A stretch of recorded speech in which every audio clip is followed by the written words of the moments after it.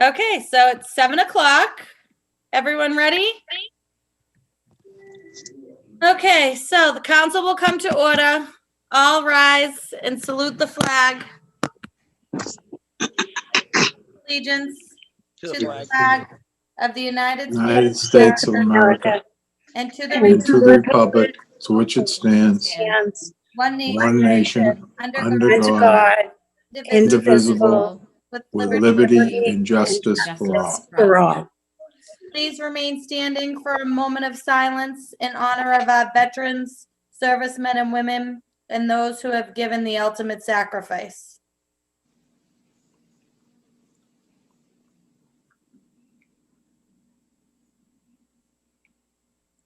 You may be seated. The clerk will call the roll. Anderson, Anderson here. Mel. He'll be right on. He's having technical difficulties. Okay, we'll go to Condon, Condon's here. Crow, Here. Di Di Maria, Maria here. Linehan here. Murphy, Murphy, here. O'Malley. O'Malley. Okay, Spatafora. Winslow. Here. Sika here. Okay, we have a Under the quorum. provisions of the open meeting law, for those of you in attendance, please be informed that we are recording tonight's meeting, MATV, and resident John Mayara. So just be aware there will be audio and video recording of this evening's meeting. First order of business. Evan Spetrini and Marcia Manong will be presenting from Malden River Works to the City Council. Councilor Murphy. Yes, Council President, thank you very much. Clerk, I do believe we might have skipped the Pledge of Allegiance. No, you came on We did. after we did it. Sorry. Oh, I'm terribly sorry. Oh, that was quick. I was after roll call. Okay, so sorry about that. Just a minute late and you miss everything. So, well, anyway, my apologies for being late.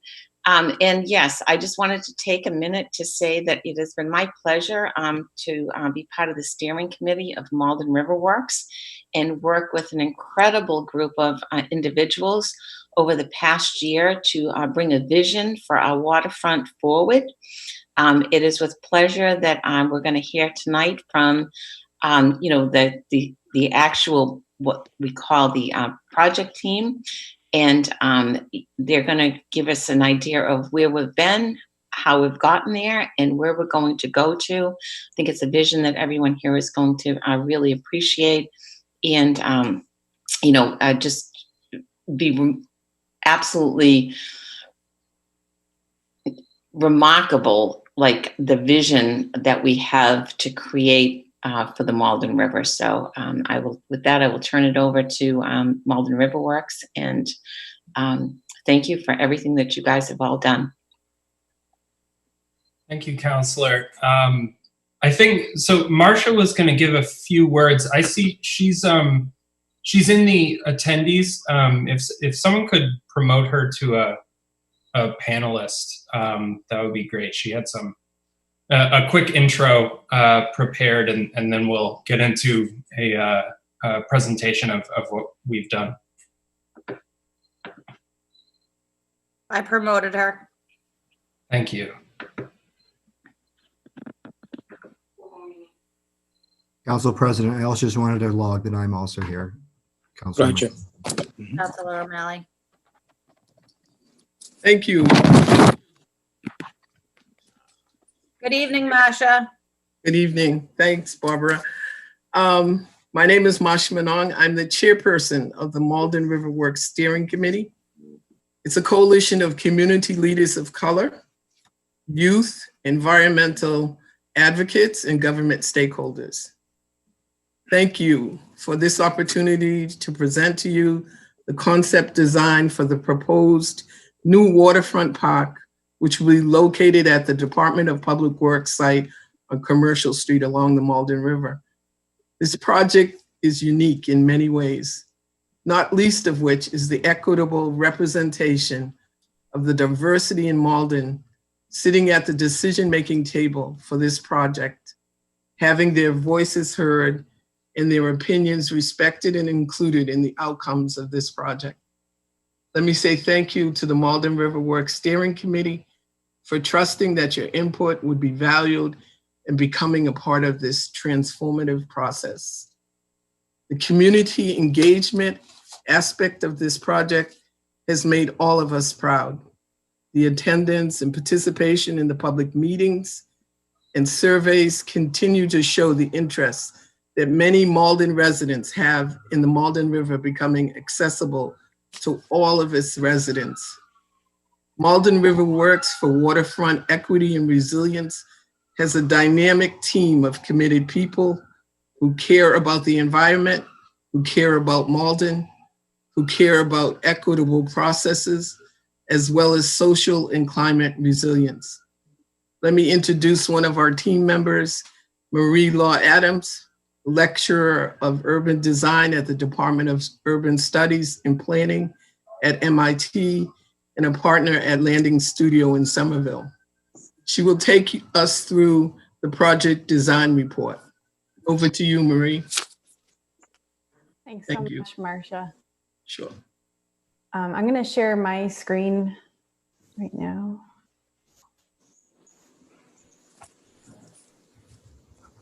Okay. So I am, my name is Marie Law Adams, as Marcia said. I'm the lead designer for the Malden River Works project.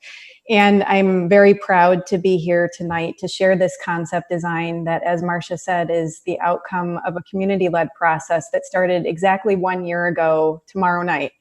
A lot has changed in ways that we probably never would have predicted since last year. And I want to start by acknowledging the dedication and leadership of Marcia Manong and the steering committee, the project team, and so many Maldonians who've generously contributed to this process through very challenging times over the last year. I'll plan to speak and give a basic overview of the design and next steps, and then open it up for any questions after that. For anyone listening on the meeting who's hearing about the project for the first time, I want to begin with a little bit of context. The goal of the Malden River Works project is to create a new climate resilient public park for all to enjoy on the Malden River. As Marcia said, the project location is 356 Commercial Street, which is Malden's Department of Public Works yard, or the DPW.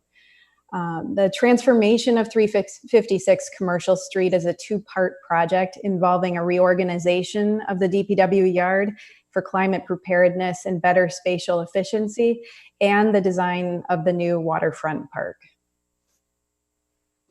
The concept design that you'll see tonight is the outcome of ideas and values put forth by Malden residents through a year-long process, which started last fall with the first of 4 public meetings. The design was also informed by 3 surveys that yielded nearly 700 responses and guidance from the steering committee over 8 meetings during this process. And so based on what we heard during the public meetings and surveys, we developed a set of design goals to lead the project. That the park is flexible and can accommodate a variety of different uses, that the park is connected to the properties north and south, and that opportunities for better public transportation to the river are identified in the future. The river access is improved, both physically and visually, and that public boating is a priority.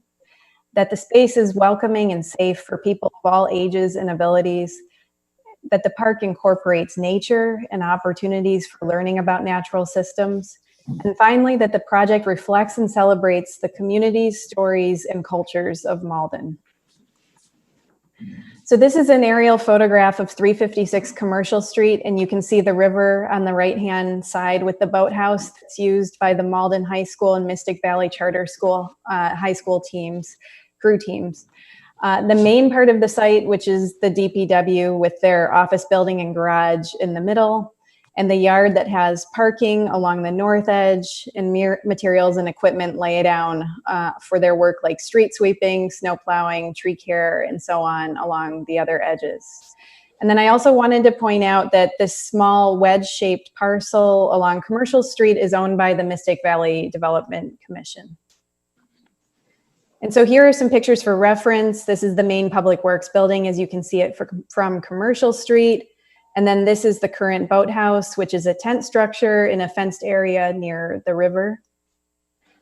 And so one of the first steps of the project was to work with the DPW director, Bobby Knox, to learn more about how the DPW works and find opportunities to reorganize the yard to make more space and safe access for the riverfront park.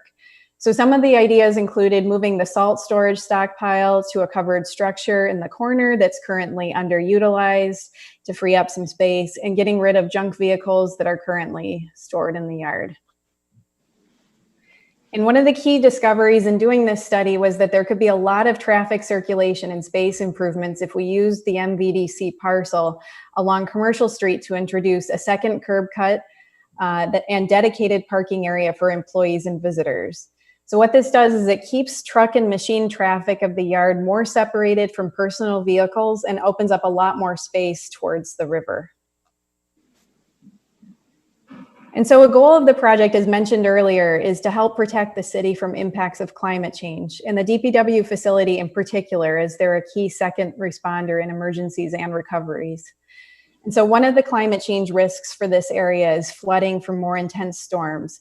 So we're looking to incorporate nature-based processes or green stormwater infrastructure, such as bioswales and bioretention basins that use soils and plants to filter and store stormwater to reduce flood risk and improve the water quality of the river. These plantings for green stormwater infrastructure are chosen to resemble natural marshes or wetlands that experience periodic flooding. So the goal is that the green stormwater infrastructure both helps resilience and also creates opportunities to incorporate nature on the site.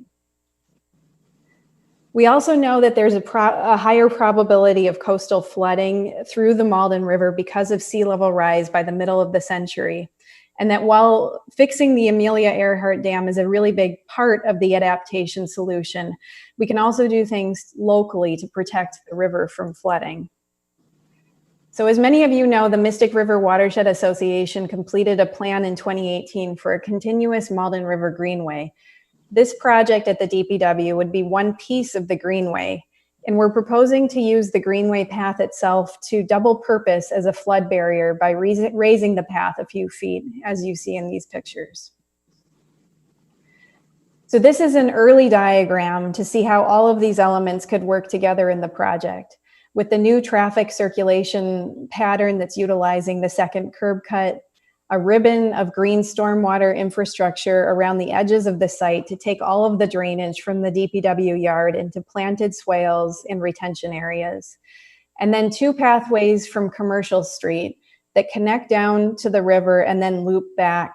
And then finally a new park space and boathouse along the river. And so this is how all of that worked out in the final plan. And then you can see the proposed employee parking area and visitor parking along Commercial Street, the pathways from Commercial Street down to the river and back, the new salt storage shed and reorganized material storage bins around the edges of the yard. And then along the river, we have the new park, which we'll look at in more detail in the next slide. And so in this view, you can see a new boathouse with an area for canoe and kayak rentals along the side here. A new flexible lawn space that can be used for informal activities or organized events. And the elevated greenway path that will link up to properties to the north as well as to the south. And then there's a more natural slope that goes down to the river with a fully accessible pathway that goes to a new public dock.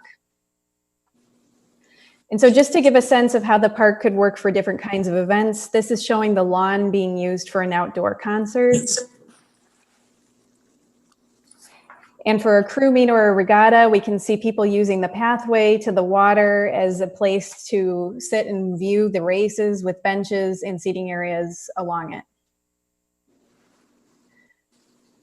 So in this view, you can see a cross section through the existing DPW to look at how the park could create flood protection from sea level rise. You see the river on the right, the existing boathouse in the background, and the DPW building here. And what's important to note are the 3 different colored lines.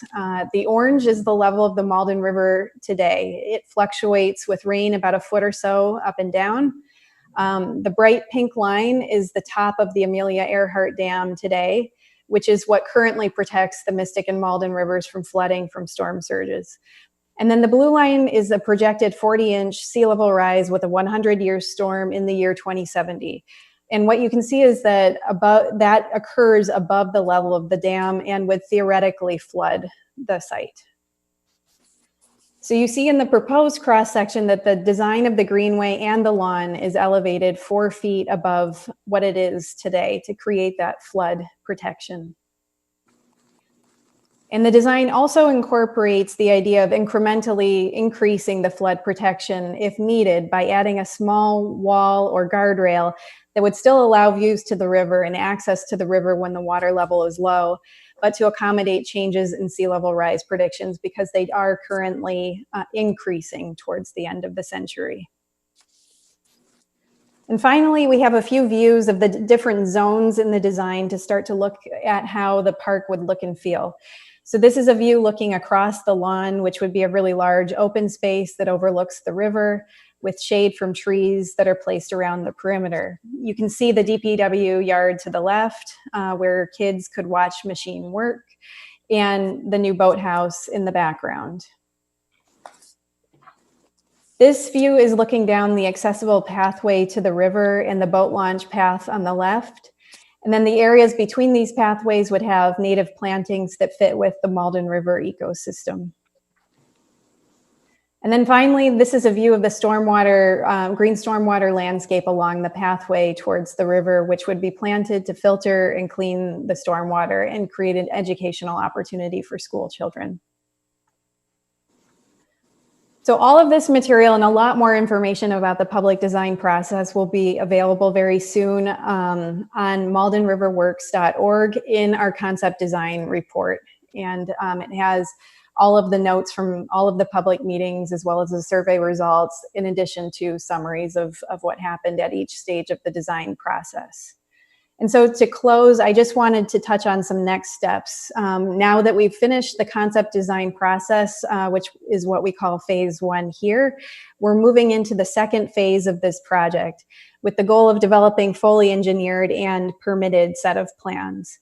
We were very thrilled just to find out a few weeks ago that the project received a Municipal Vulnerability Preparedness Action Grant that will fund the first 25% of this design engineering process.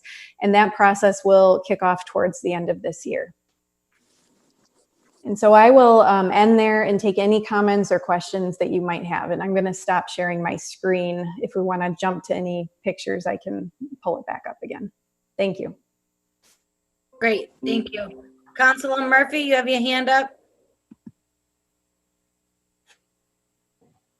Yes, thank you, Madam President.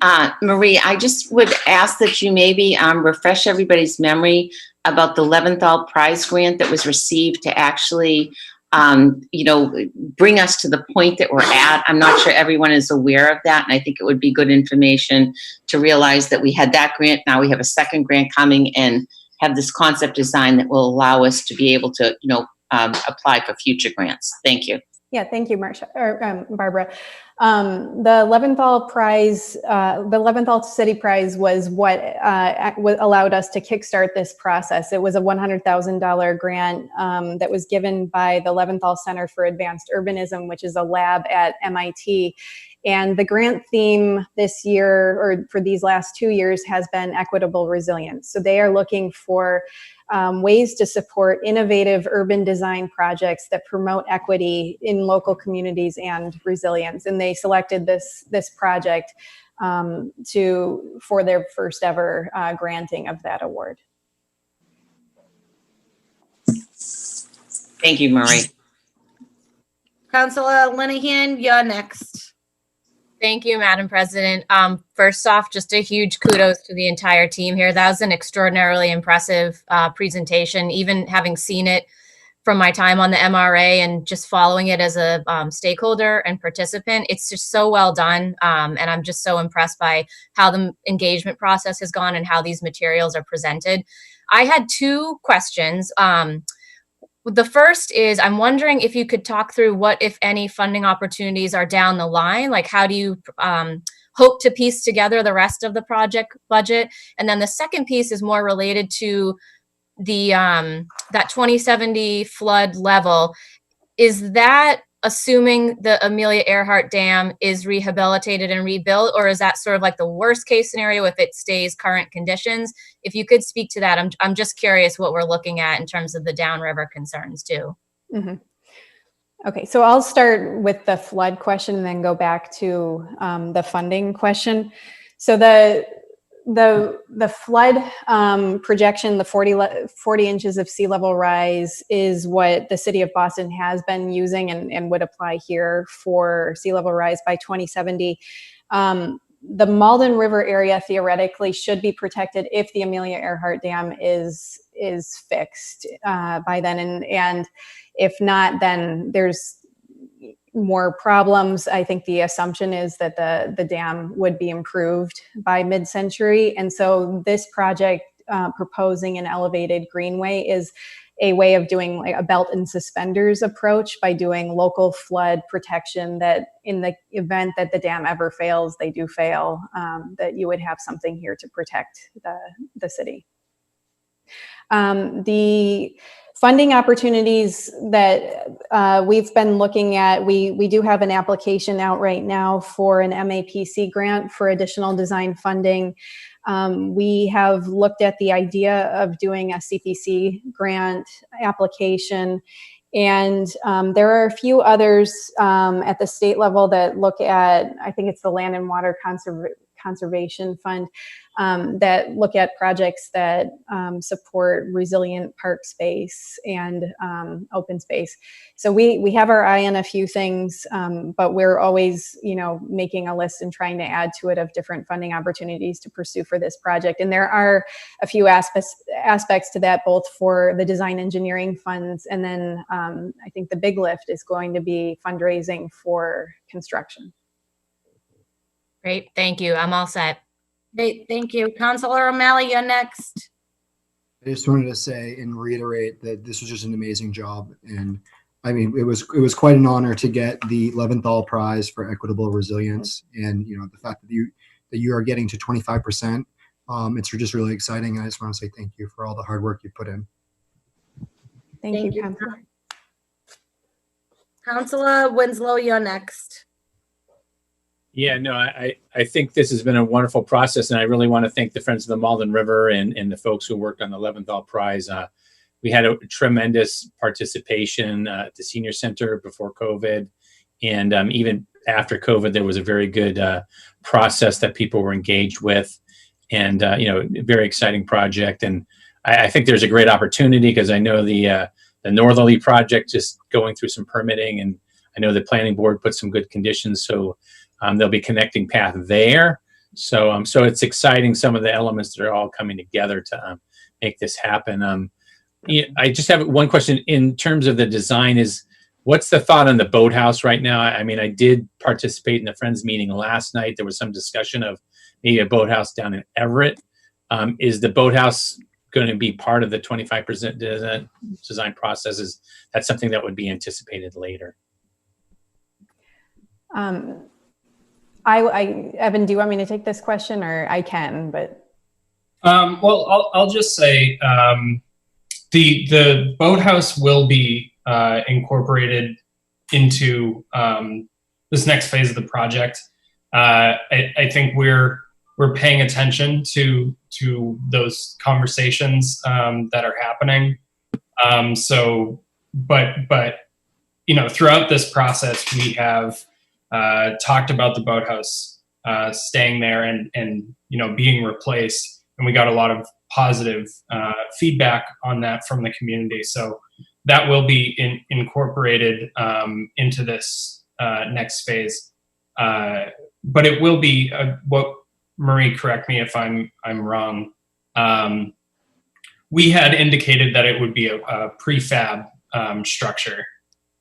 So that kind of makes it a little simpler when estimating the cost of it and planning for its installation. So that'll actually be a building architect or someone who can sign off on construction of that building as part of the design process, not just like putting a concept to it. I mean, an actual design of it. So at the 25% phase, we wouldn't need architect stamped drawings yet. So we have a little bit of time to make the decision about that, and it would need to be put out for public discussion, because this, as Evan said, was such a big part of the public design process. We would want to go back to the community and say that this is a change that is being discussed.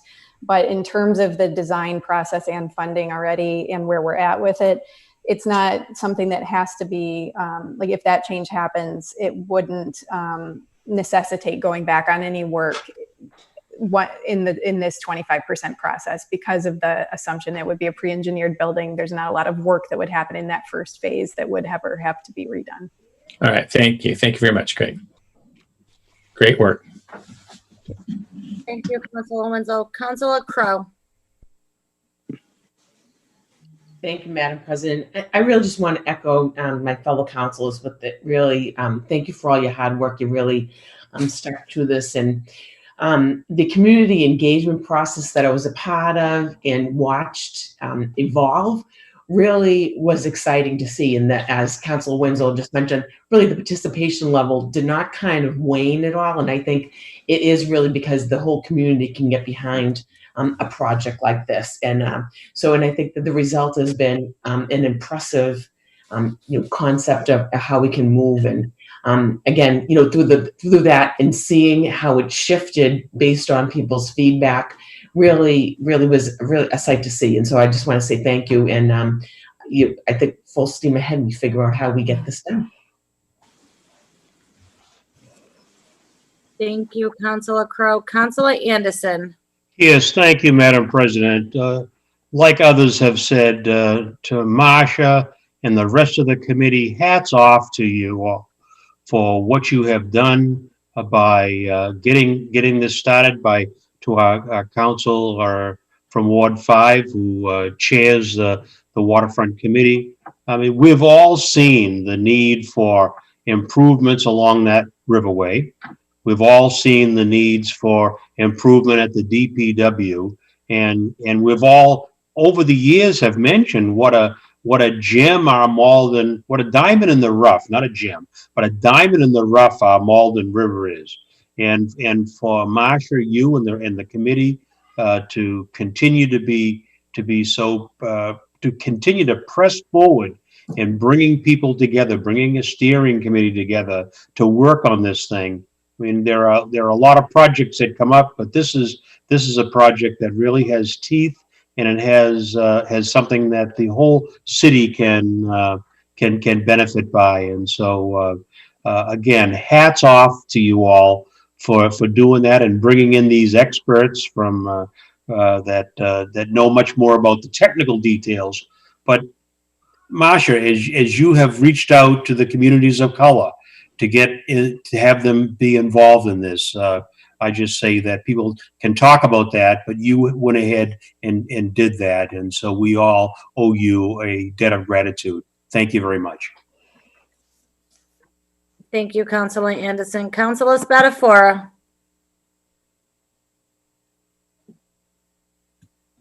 Thank you, Madam President. And I always hate going after Councilor Anderson because he always sums it up in a great way. But I want to echo all the councilors. I participated, I think, in most of the discussion, and I think everybody said it. Even being part of that process, it's still impressive to see what's happened or occurred so far. And as somebody who actually grew up on part of that river, to even have this discussion of what could happen there, to me is overwhelming. And I think we're starting to see, the progression not only from Malden with our ideas and next steps, but you see what's happening further down the river towards Everett and Boston, where you're starting to see more active participation in there, whether it be on the shore or on the river line, the wildlife, and there's more people now than trash.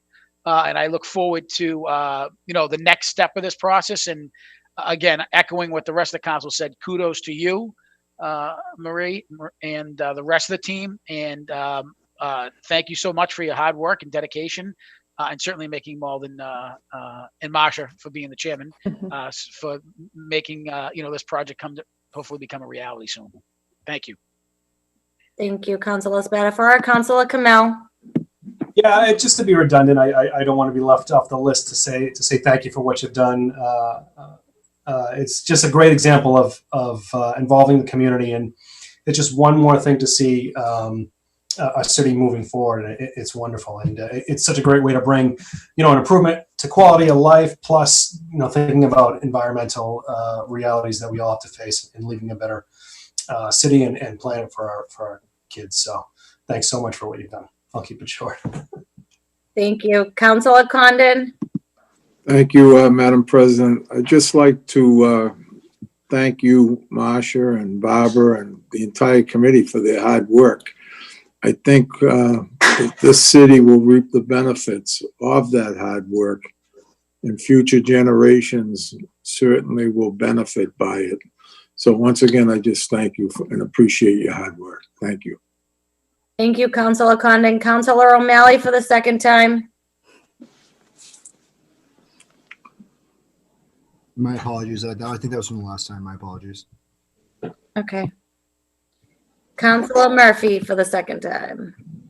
Thank you, Madam President. I just wanted to say that, tonight was kind of I'm going to say a thumbnail presentation of really what's to come in the concept report.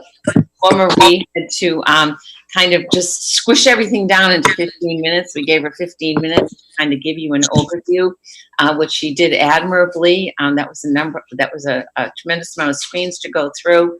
But I hope when the concept report comes out, which you will all get a copy of, that you'll take the time to read the entire report, because it really is amazing what has transpired over this past year through the hard work of not only the steering committee team and the project team, but also the citizens of Malden. So I think you'll be you'll be surprised to see the depth of the level of the report that is being produced, and we'll be giving to you and Marie in the next couple of weeks. Yeah, we should have it posted online by next week and available for everyone to read. And it really gives you the nuts and the bolts of everything that's happened.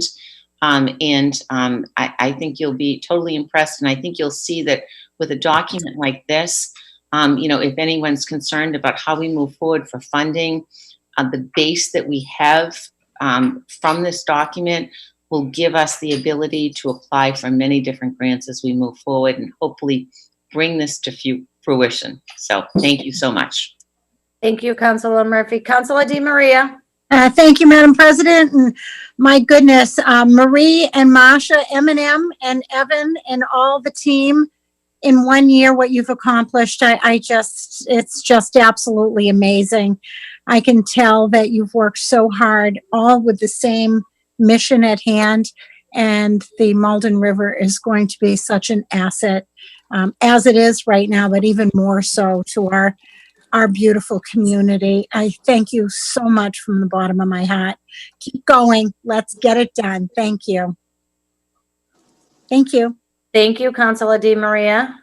And seeing no other hands up, on behalf of the chair, I want to thank you all for coming and giving us this brief presentation. I want to echo my fellow councilors when they say how amazing this project looks like it's going to be, and I can't wait to see it come to its fruition either. So thank you so much for coming in this evening. Thank you all. Okay, we have another guest speaker, City Clerk. We do. We have from the Board of Health, Chris Webb, to talk about updates on COVID-19 and flu vaccinations. Good evening, everyone. Good evening. As of today, we have 1,698 cases with 87 deaths. We do anticipate that number to go up in the next month or so. We are moving into a uptick. We're still in the uptick. I don't want to call it more than that because we're not Everett, we're not Chelsea, but we are going up. We had 12.5 daily average on the last released set of numbers, and our positivity rate is at 2.21%, which is middle of the road to where it shouldn't be, for lack of a better way of putting it. We get to 3% or above, I think we really have to start looking at rolling back to phase one. And of course, we may not get to 3% this week on the numbers, but it will probably be the week after. So the board will be meeting probably Friday now, because the numbers, the newest report used to come out on Wednesday. Now it's going to come out on Thursday. So we'll convene on Friday, I assume, to just go over it and make recommendations to the school department and the mayor. But if it's going to keep climbing, I mean, what we're seeing right now is the age range from 20 to 39 are the numbers, the increased numbers that you're looking at. That's the age group that we're talking about. So school age kids are not an issue per se, except if they're involved in extracurricular activities like, sports and track and things like that. There have been some minor issues around that recently. As you know, the the Linden School is closed for the time being. 3 teachers came up positive there over the week. Well, starting in end of last week and over the weekend, we did the contact tracing. Everything's looking pretty good. We also have arranged for the state's rapid response team to come out and test every teacher that needs a test and every student that wants a test. So we're hoping to do that on Thursday. Salem Wood School is going to be a busy place this week anyway, because we have the flu clinic with Walgreens there on Wednesday from 8 a.m. to 4 p.m. or whenever the vaccine runs out. This office will be monitoring what they're doing. We've never worked with them before, and they have they think they have their own plan that will work. But we'll go down and make sure that, the residents are getting what they're used to getting. It's usually very well organized and it moves well. So we'll go down and give our 2 cents worth to get that process going and keep it going. On a really good note, we did receive flu vaccine today. We got 400 doses. So all ages can be vaccinated with that.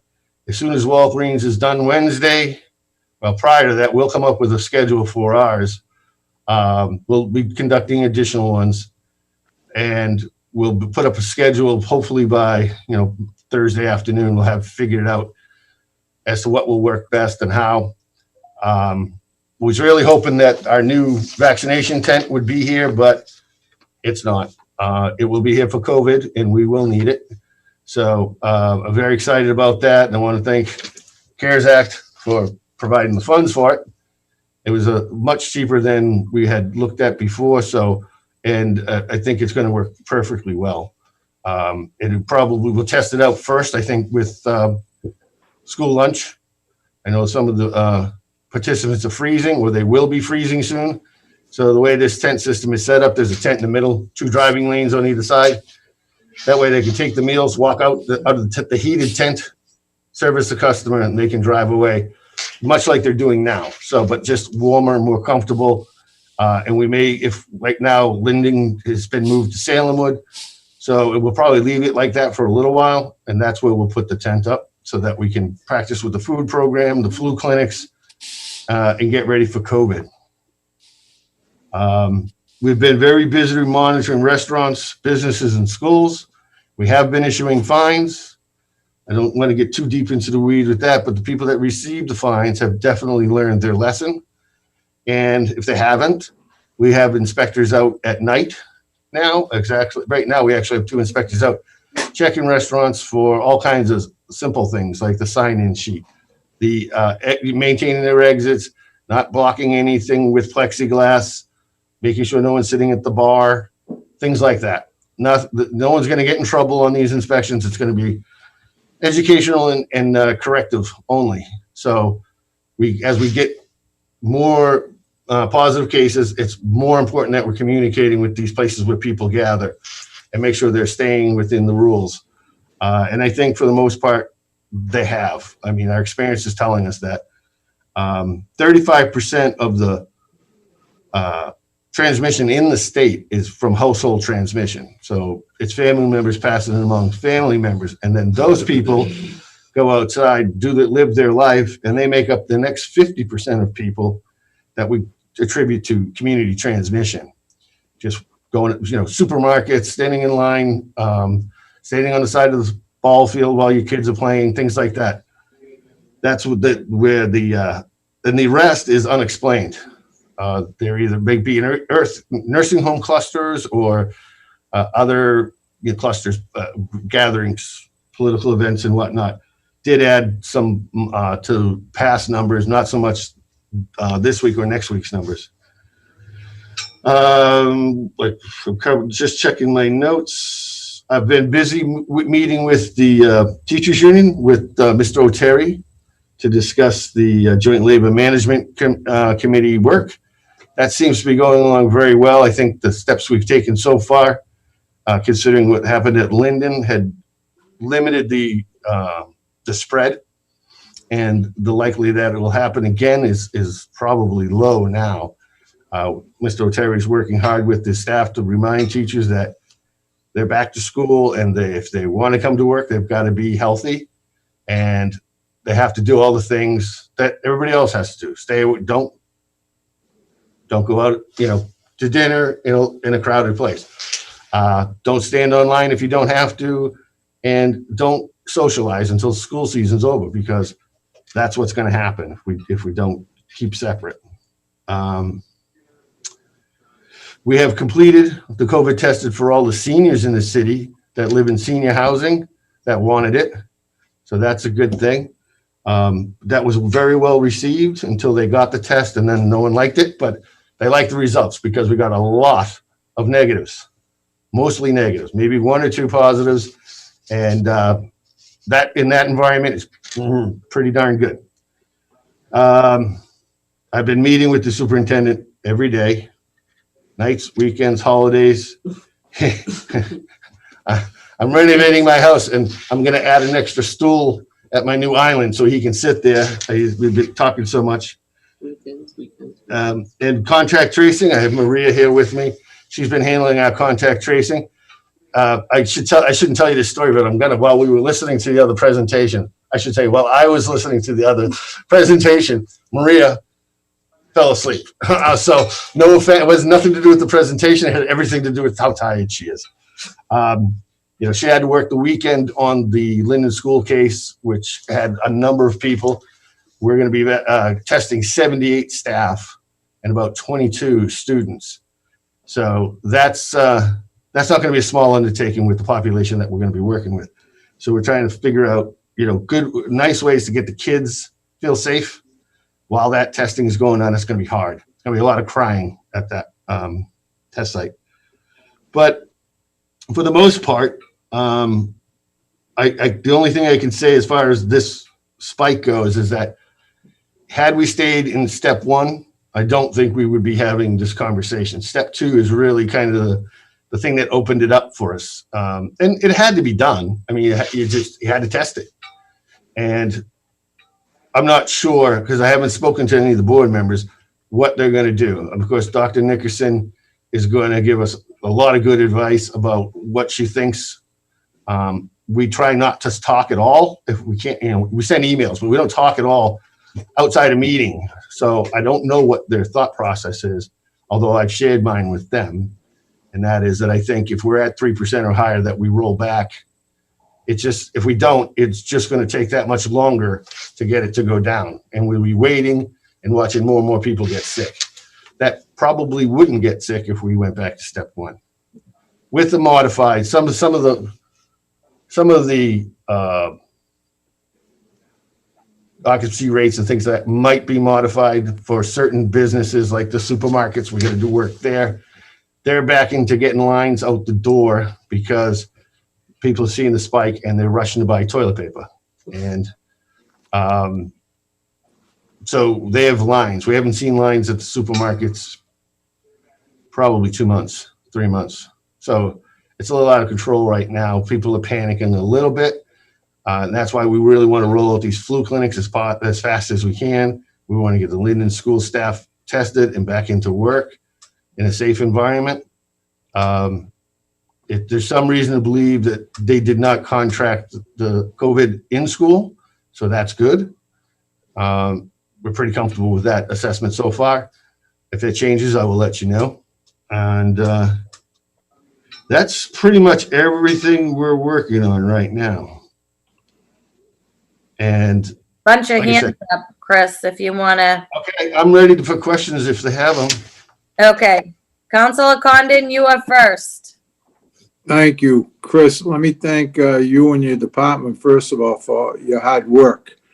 Has there been any discussion about future testing sites? I know Everett had one for, they set it up there in Everett. Any future testing sites that may come available on the COVID-19? It is something we're looking into. Right now, we don't qualify for a state-run testing site. The only thing that qualified was the Linden School exposure because it went to a level that they consider a cluster, which is 3 people.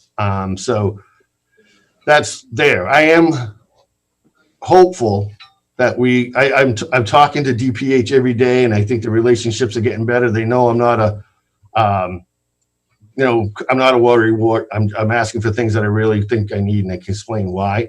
So I've had a couple of conversations today with some people at DPH. I'm hoping I'm going to hear tomorrow about how those conversations went. And one of those conversations was about having the Stop the Spread site sent here. But there's a lot more people, a lot more cities and towns in worse shape than we are that are being looked at first. That's what I know right now. If other towns don't request it shortly, we'll move up the line and hopefully we'll get one sent here. It might look like a National Guard group or something like that, but I'm not sure yet. But again, we'll probably talk with CHA as well in the interim to make sure, they left their tent here because they just weren't getting enough people. And maybe now with a little more help from us to boost it up, we can get a lot of people through there. We've had 38,762 tests so far. That doesn't mean that many people have been tested. It just means that many tests have been administered.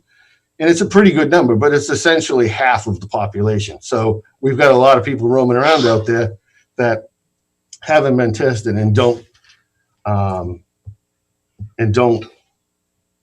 want to be, I guess, or can't get to a test site or whatever. So looking at that number means we have to get something going here, and hopefully my inquiries today will lead to that. All right, Chris, thank you. Sure. Thank you, Councilor Condon. Councilor Anderson? Thank you, Madam President. Chris, yes, thanks for all that you all are doing. This is a scary situation for all of us, and we certainly need all hands on deck on this thing. A couple of questions. You mentioned that the biggest range of those that have been contacted by this COVID virus has been the age range of 21 to 39. That's a big range. I mean, that's a 20-year period.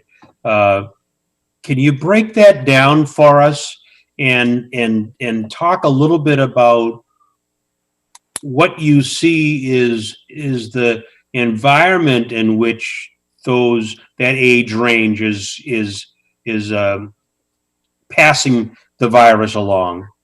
Because I guess I'm looking to see if, and I'm sure you all have started looking at what it is, where we focus our attention on the population of people who are passing and spreading this virus around. 21 to 39 is a big range. What's the smaller range in there, and why is that range smaller? Well, it's actually a smaller range because it goes 20 to 50, actually. So 20 to 35 is the age of people going back to college, those people going back to work. There are a lot of people going back to work at more and more every day. And that age group is more likely to enjoy a social life that they've missed for a long time and now are making up for lost time. They have children in sports leagues, so they're out at the fields every weekend with their Dunkin' Donuts and talking to their neighbors. I did it for 100 years. I miss it, actually, but there's a lot of that. I mean, you see parents at the parks, they really aren't spreading out. They think they are. They start that way, and then they start talking, and they move closer together. And it's just human nature. And So it sounds, Chris, if I can just jump in. So it sounds like people are relaxing the guide. That is, assuming that, well, it's gone on this long. If I haven't caught this virus now, I'm not going to. And that's the wrong attitude, because if people are going back to work, going back to college, re-engaging in their everyday life, and going back with the attitude that they're going to be immune from all this, seems to me that's where our focus should be in a message, in messaging to that group. Do you agree with that?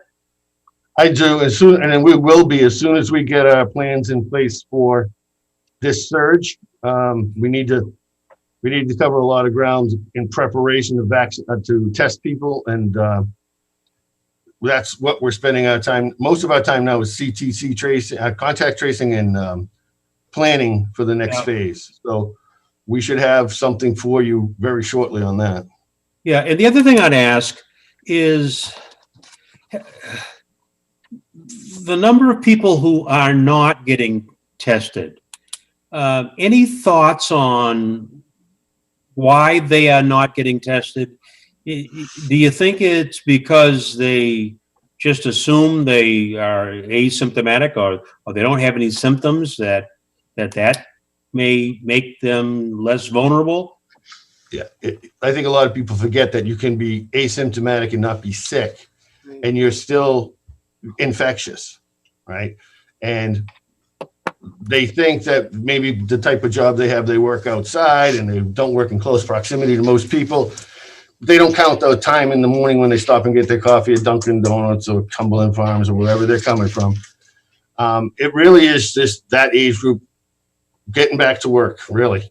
Yeah, and of course, we're all certainly hearing nationwide, on the people who are denying that this is really there, it's a big hoax and all of that sort of thing, and that message apparently is resonating with an awful lot of people, because if folks aren't getting tested in the numbers that they should, if the infection rate is increasing in areas where it shouldn't be, then the idea that this is a hoax, people listen to the wrong message if that's the case.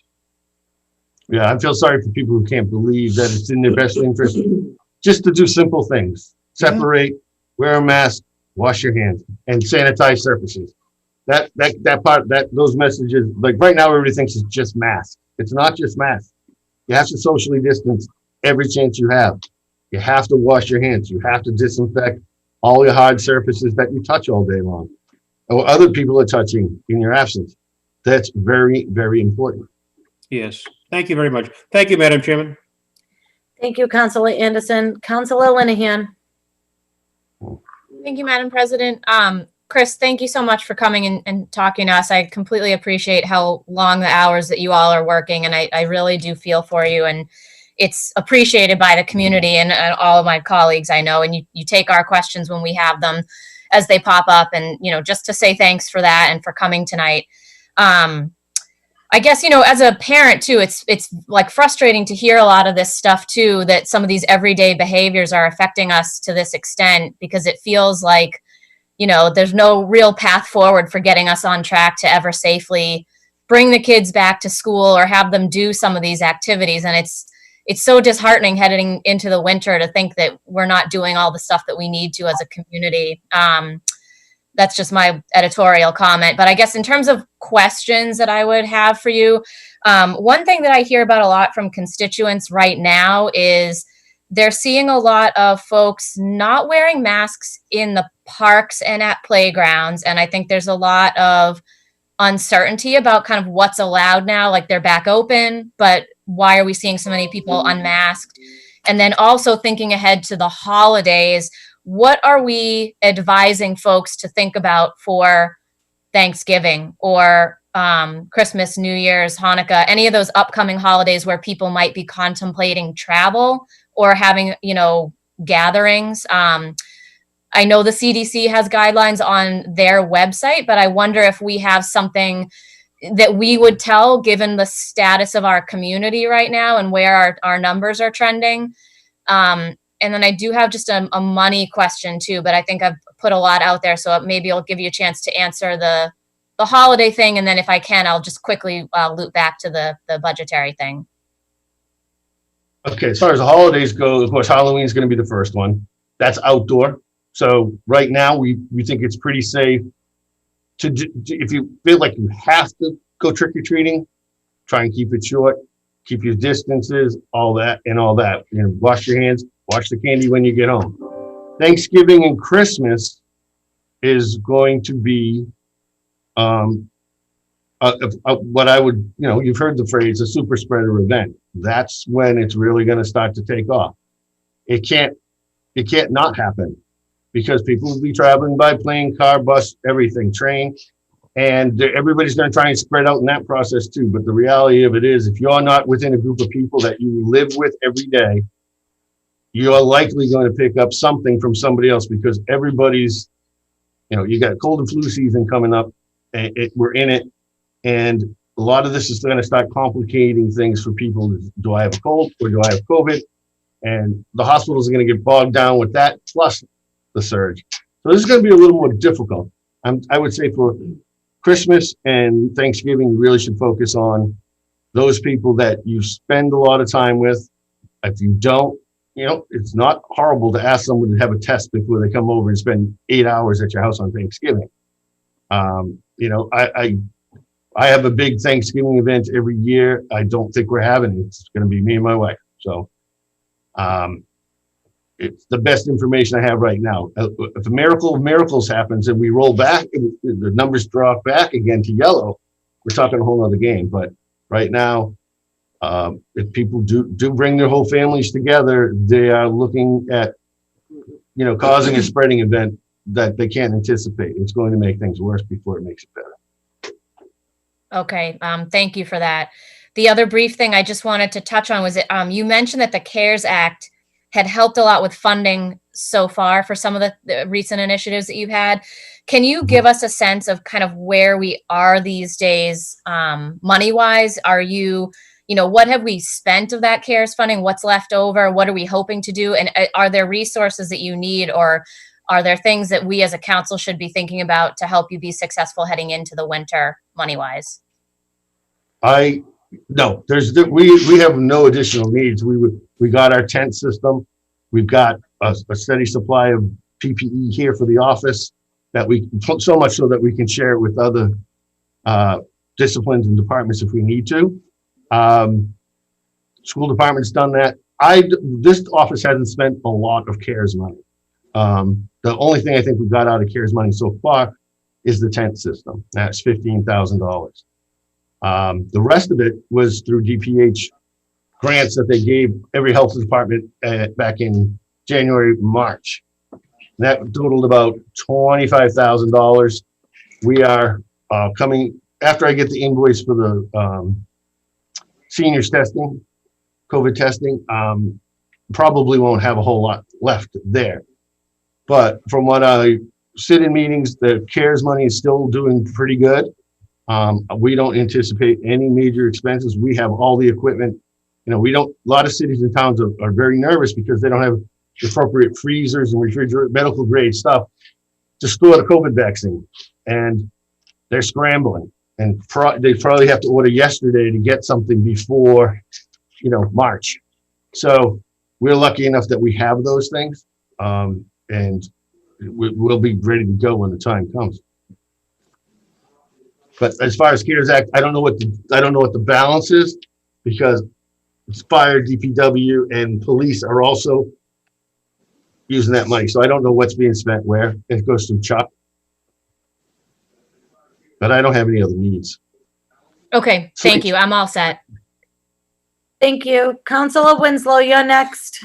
Yeah, thanks, Chris, and everybody for your great work. I know it was crazy in the springtime. I explained it was like trying to build a car as you're driving down the road in a wildfire, and maybe the wildfire toned down, and we built the car, but the wildfire could kick back up in the fall, so we have still a lot of work to do.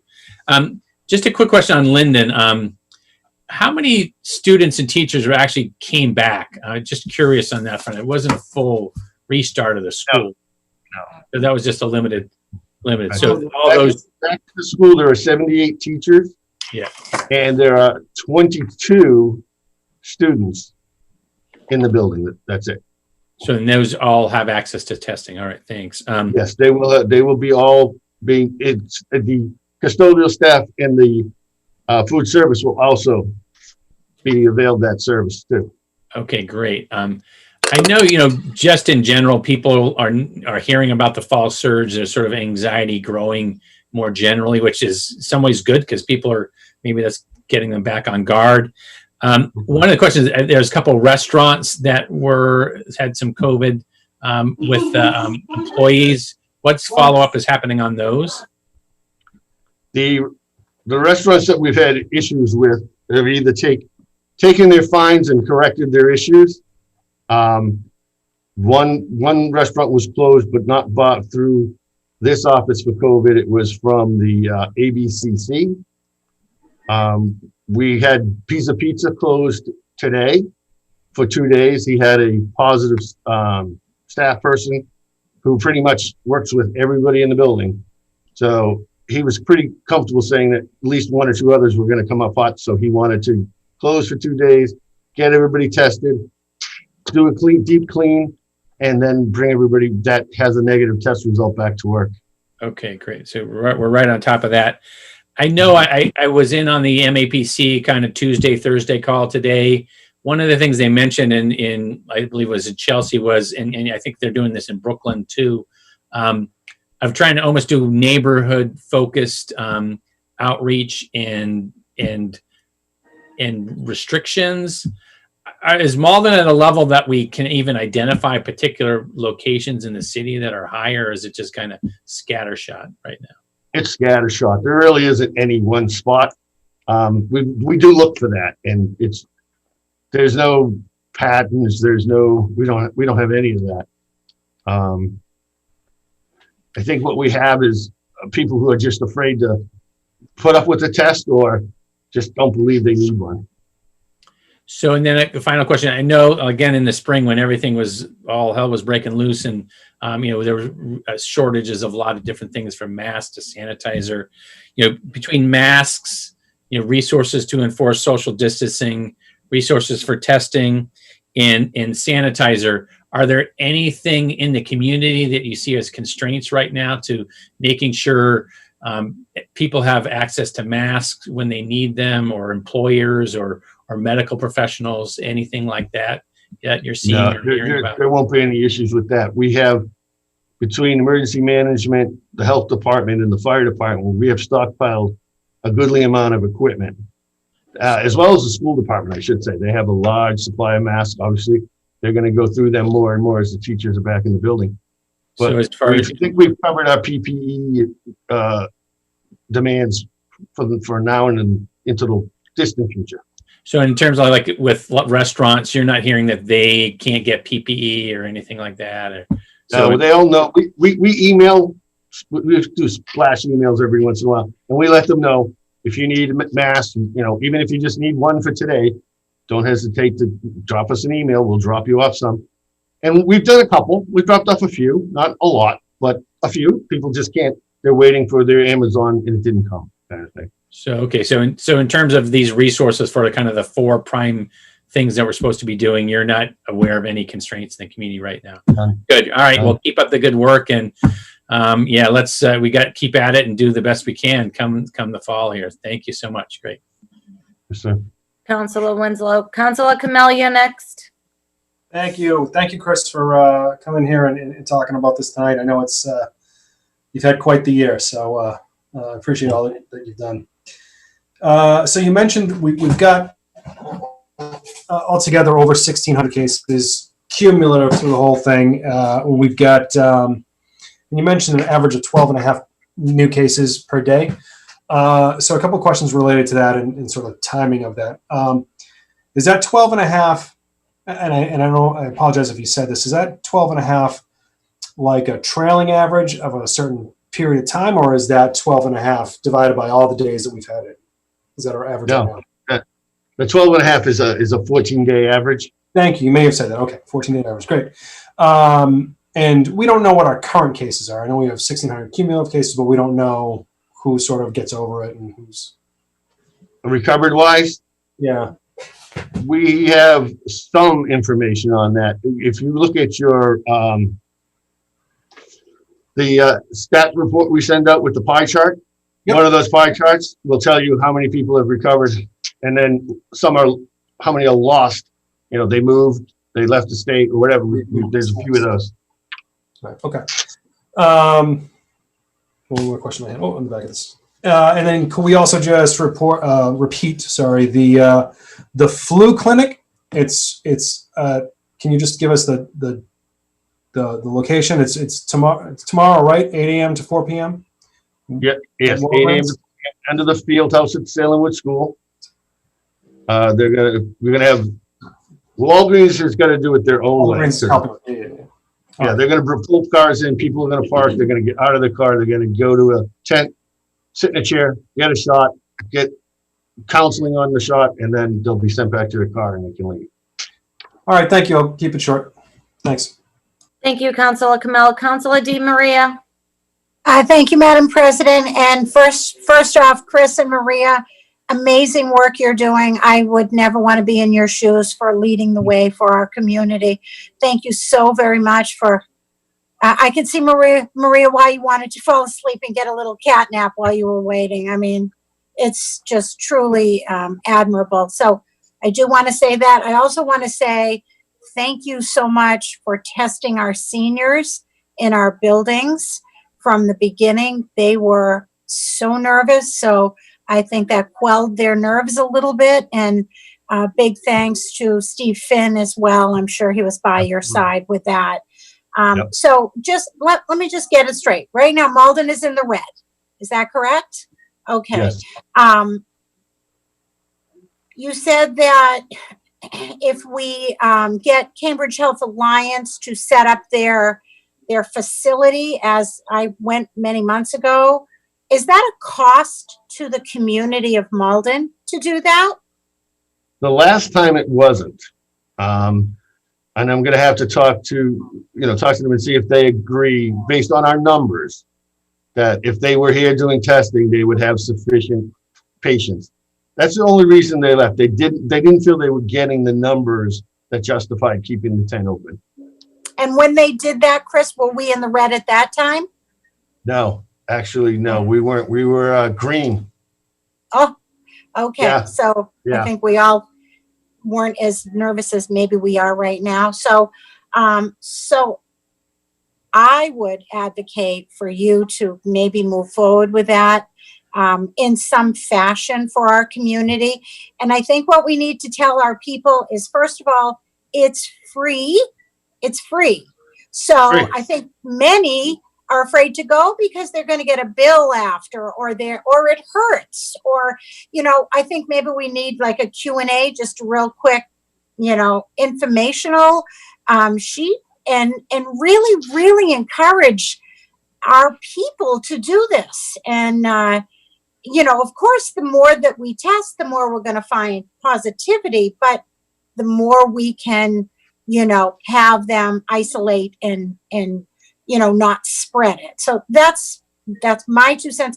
The other thing is, I also want to say thank you to the administration for creating those City of Malden masks that people can pick up for free. So, I mean, I think that's great. But is there any thought that Malden, because we're now in the red, are going to move forward with mandating masks? Is that any thought? There is some thought behind that. Ultimately, the conversation always comes down to all it's going to take. It would have to be a police matter first. They would be the only ones with the authority to do it. Mm-hmm. But so there are exemptions, and if someone claims a medical exemption, that's it. See you later. Thank you. Have a great day. Because I know that both yourself and the mayor have really strongly advocated for these masks, but for some reason, I don't understand why, again, people at parks with their, at sports events and whatever, maybe because they think they're outside, they don't need one. I think don't that's know. it. Or they just get mask fatigue, they take it off and forget to put it back on. The mask wearing in restaurants, stores, and businesses has been great. It is everybody else. Thankfully, the restaurants in this town have decided that it's their job to keep everybody else safe. And that's the approach they've all taken, as far as I can tell. There have been no issues in any real issues in the restaurant. So that's a good thing, but people have got to understand these things run in cycles, and if the longer the vaccine takes, we could have this surge could come up and drop off again in February. Right. You have 2 months of what we now know is normal, which means you're still wearing a mask, you're still washing your hands and everything, but you're outside doing more things. Yeah. Wait 2 months and we'll be back inside again until the vaccine comes. So people have to balance their ability or their wants and needs about going out and living their normal life, which nobody's doing, even if they think they are, they aren't. You just got to bite the bullet. I mean, I'm not a big dine out kind of guy myself, I for obvious reasons, right? I know how the food is made, and it sometimes you don't want to know that. But I can say that our restaurants are doing a bang up job. Yes, good. I don't know. I think I'll just leave you with a huge virtual hug and thank you for all you do. And again, I think key might be Cambridge Health Alliance, and let's really, if we can't mandate, we really have to stand on the top of a mountain and get these people tested. Your mask question is the only place that we've mandated masks is inside businesses. The Board of Health did that way back. So that's great. And we sent out a new package today for everybody to get new mask signs so they can hang them up so they're not old looking. So we're dressing up the signage again. It's been 6 months. It's time to get new, clean signage up. So we're working on that process right now too. Yeah. Thanks again for the entire Board of Health. It's yeoman's work. Thank you so much for keeping us safe. I yield. Thank you. Thank you, Councilor DeMaria. Councilor O'Malley, you're next. Thank you, Council President. Thank you, Chris. Thank you, Maria, for meeting with us tonight. For those who don't know, you had mentioned that we would likely be going back to phase 1 or phase 2? Phase 1. Well, phase 3, step 1. So that would be what you go back to. Phase 3, step 1. Okay. So those of us who don't live this every day, what does that mean? Well, a quick synopsis of it is fewer indoor seats in restaurants. Youth sports would be going back to drills and skills. Some of the indoor gaming would be affected. The gathering numbers would go down or back to, I think, 50 was step 1. And then instead of 10 people per 1,000 square feet for occupancy, it'll be 8 people per 1,000. Is it up to local boards of health to determine where we fall back to? Could we go to step 2? Phase 2? Phase 2, we could, but we'd have to justify that probably through a higher rate of infection and higher rates of hospitalization and death. I don't think we need to leave phase 3 per se. I think we saw our numbers. We're seeing the effect of going into step 2. And I'd really like to just go back to 1, see what effect that has on the number, if any. It may not, but I believe it will. If it doesn't, then we're going to have to do, we may go back to phase 2. And that's not something anybody wants. Thank you for that. And can you go over the incubation period for COVID-19? It was something like it takes 4 or 5 days to become infected, but you might not test positive up to 14 days. Can you go over the timeline again for us? I'll let Maria cover that one for you. So as far as when you're exposed to somebody, I apologize. Would you mind getting sorry, I don't want you to get closer to Chris necessarily, but I think I just want to make sure we can all hear you. As far as when the best time to get tested is, the jury's kind of out on that. I know for the people who were exposed at Linden, our suggestion for them was to get tested as soon as possible. But we still have them stay quarantined for the 14 days. There is the incubation period is thought to be 14 days. So what we're suggesting here in the city of Malden is test them as soon as possible, keep them out for 14 days from the exposure date. If you become symptomatic, then we're asking them to get a second test to confirm. So that's what we're doing for exposure to a known positive case. Mm-hmm. When we're doing our contact tracing, we're asking them what did you do 2 days prior to your symptom onset or your positive test. What? Oh, sorry. So I'm not feeling well. I start getting, a runny nose or a head or whatever the symptom. Maybe we can also go over just briefly what the symptoms are we should be looking out for. A fever. Sure. So I have a fever, one of these symptoms. I have to think about what I did 2 or 3 days ago.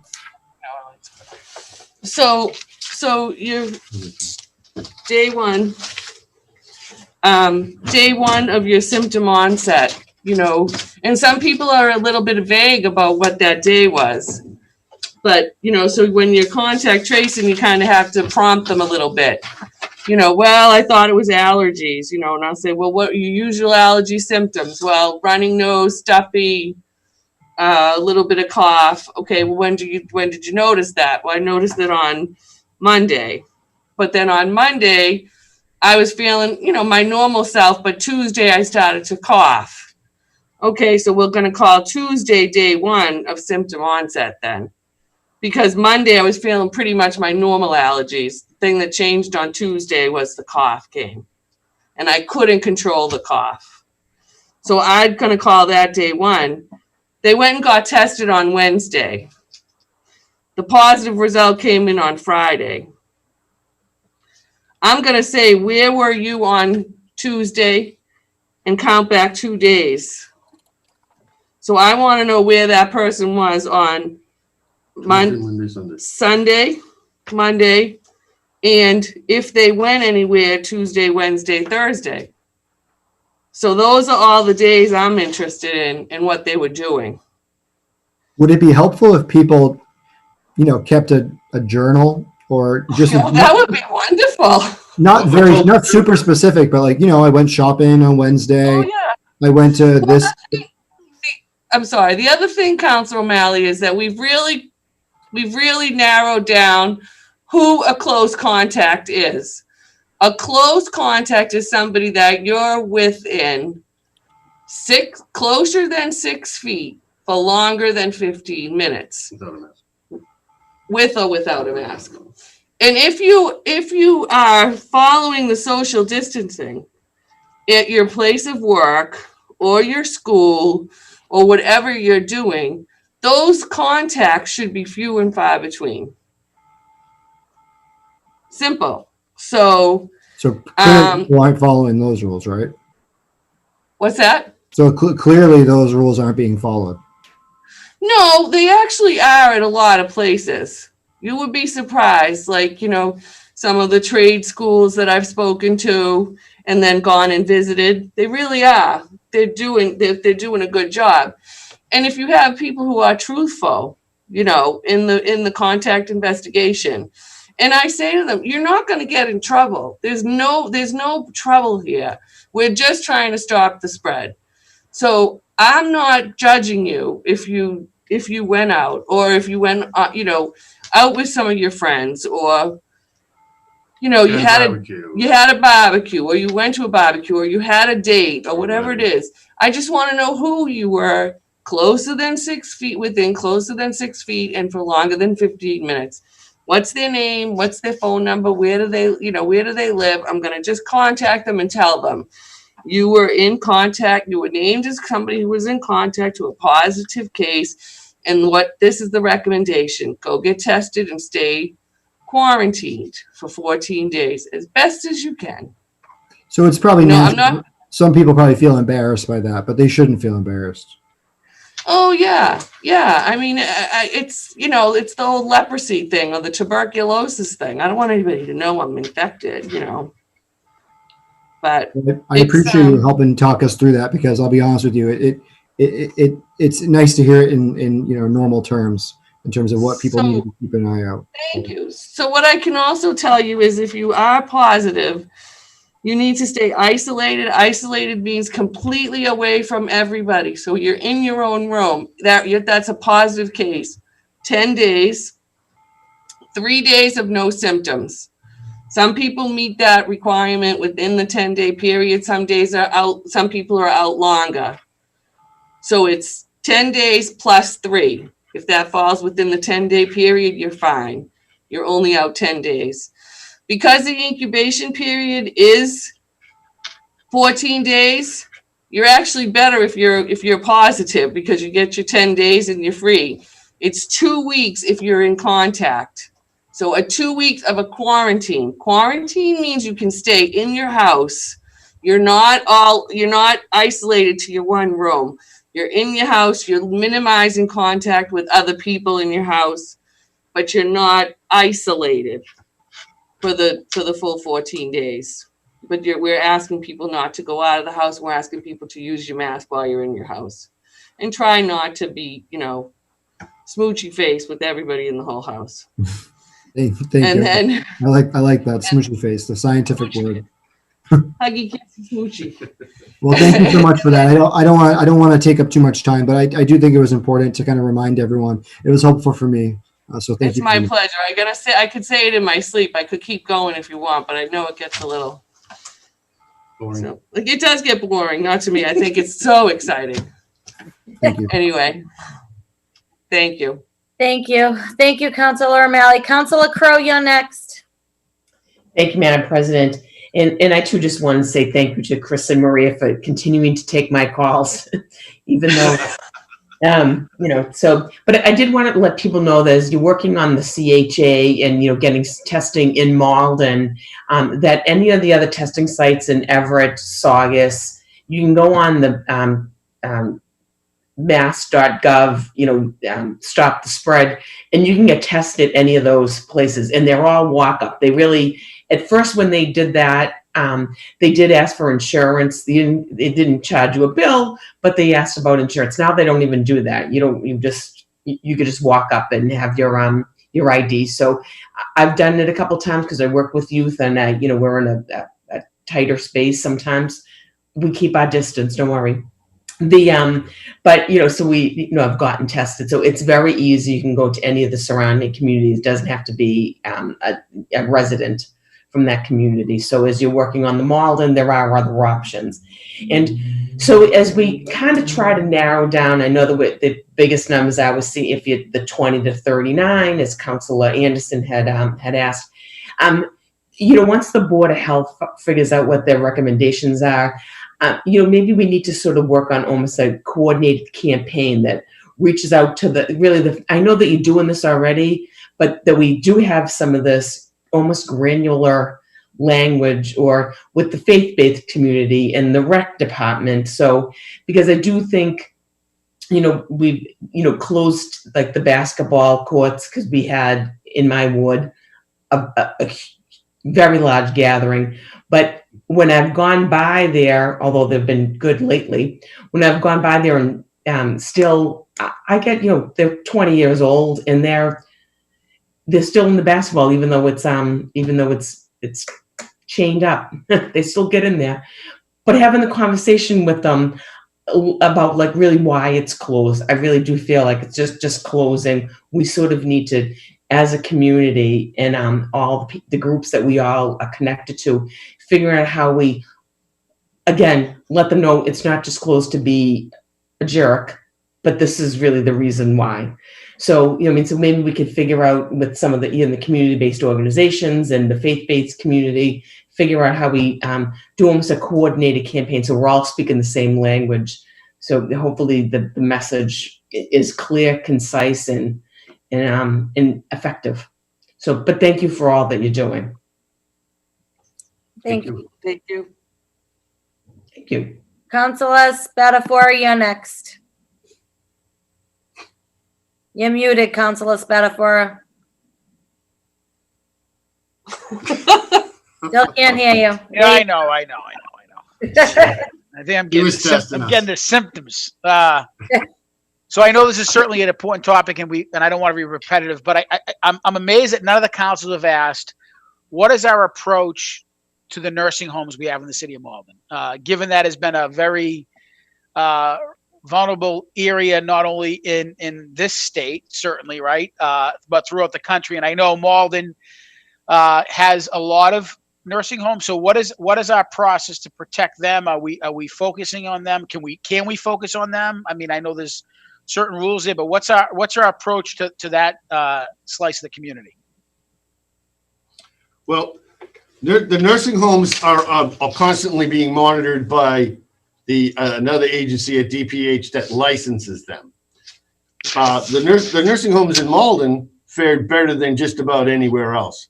That speaks to like the Dexter House. They got hit very, very hard. Glenn Cronin and I went there the day things were hitting the fan to see what support they needed, and they had a plan. They were executing it, and once they finished executing it, their problems literally went away. They did have some deaths, but it was probably more geared to, it's obviously geared to the people's ages and their current condition. Some of the deaths might have been shock and they're scared and things like that. But they got inspected 2 months ago and they passed with a 24. No one gets 24. So they're doing something right. They got the right people in there. Same thing at Maplewood Place. They did a great job. Forestdale did an incredible job. They had a little bit of an outbreak because, of course, they're people more ambulatory. So they're coming and going all day. They drive and things like that. So, but they got that. They squashed that very quickly, which was impressive.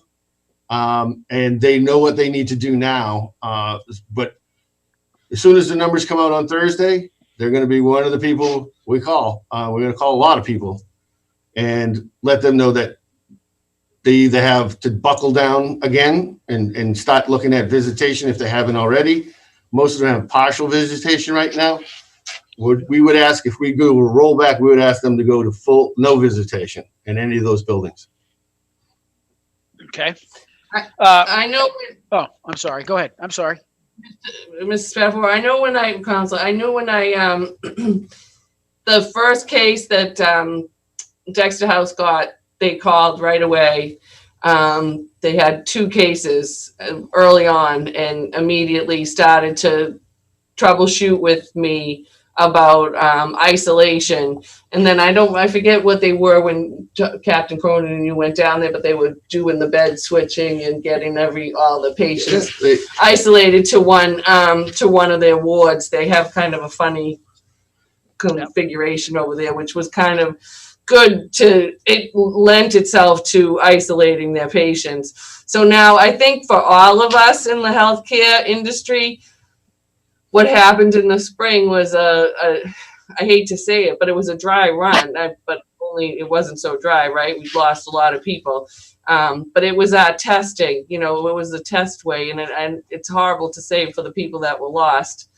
But we learned a lot, and we're continuing to learn a lot about how to prioritize, what populations to prioritize, what we need to do to really make it effective in stopping the spread. And I think that, you know, what some of the stuff that I've read, what people are getting sick with now, they're not getting as sick as they were, and they're treating it in the hospitals much different. So when numbers might be spiking, but they're not sick to the point where we're, you know, counting hospital beds. Do we have enough respirators? That's not the treatment now.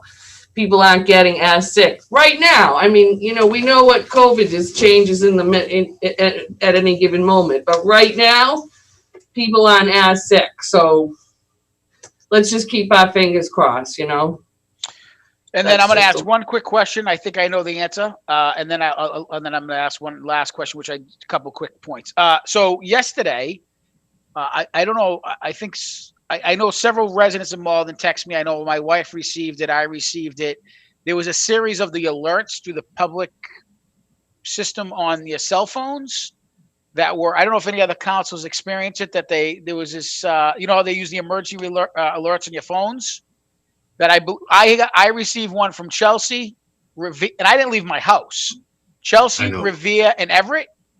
And I had a couple of people asking me, why didn't Malden do one? Because we're in the red, and who was doing it? Now, I'm assuming it was the state, Chris, and I'm saying it because I asked my wife, and she, you know, with her background in public health, she told me that was it.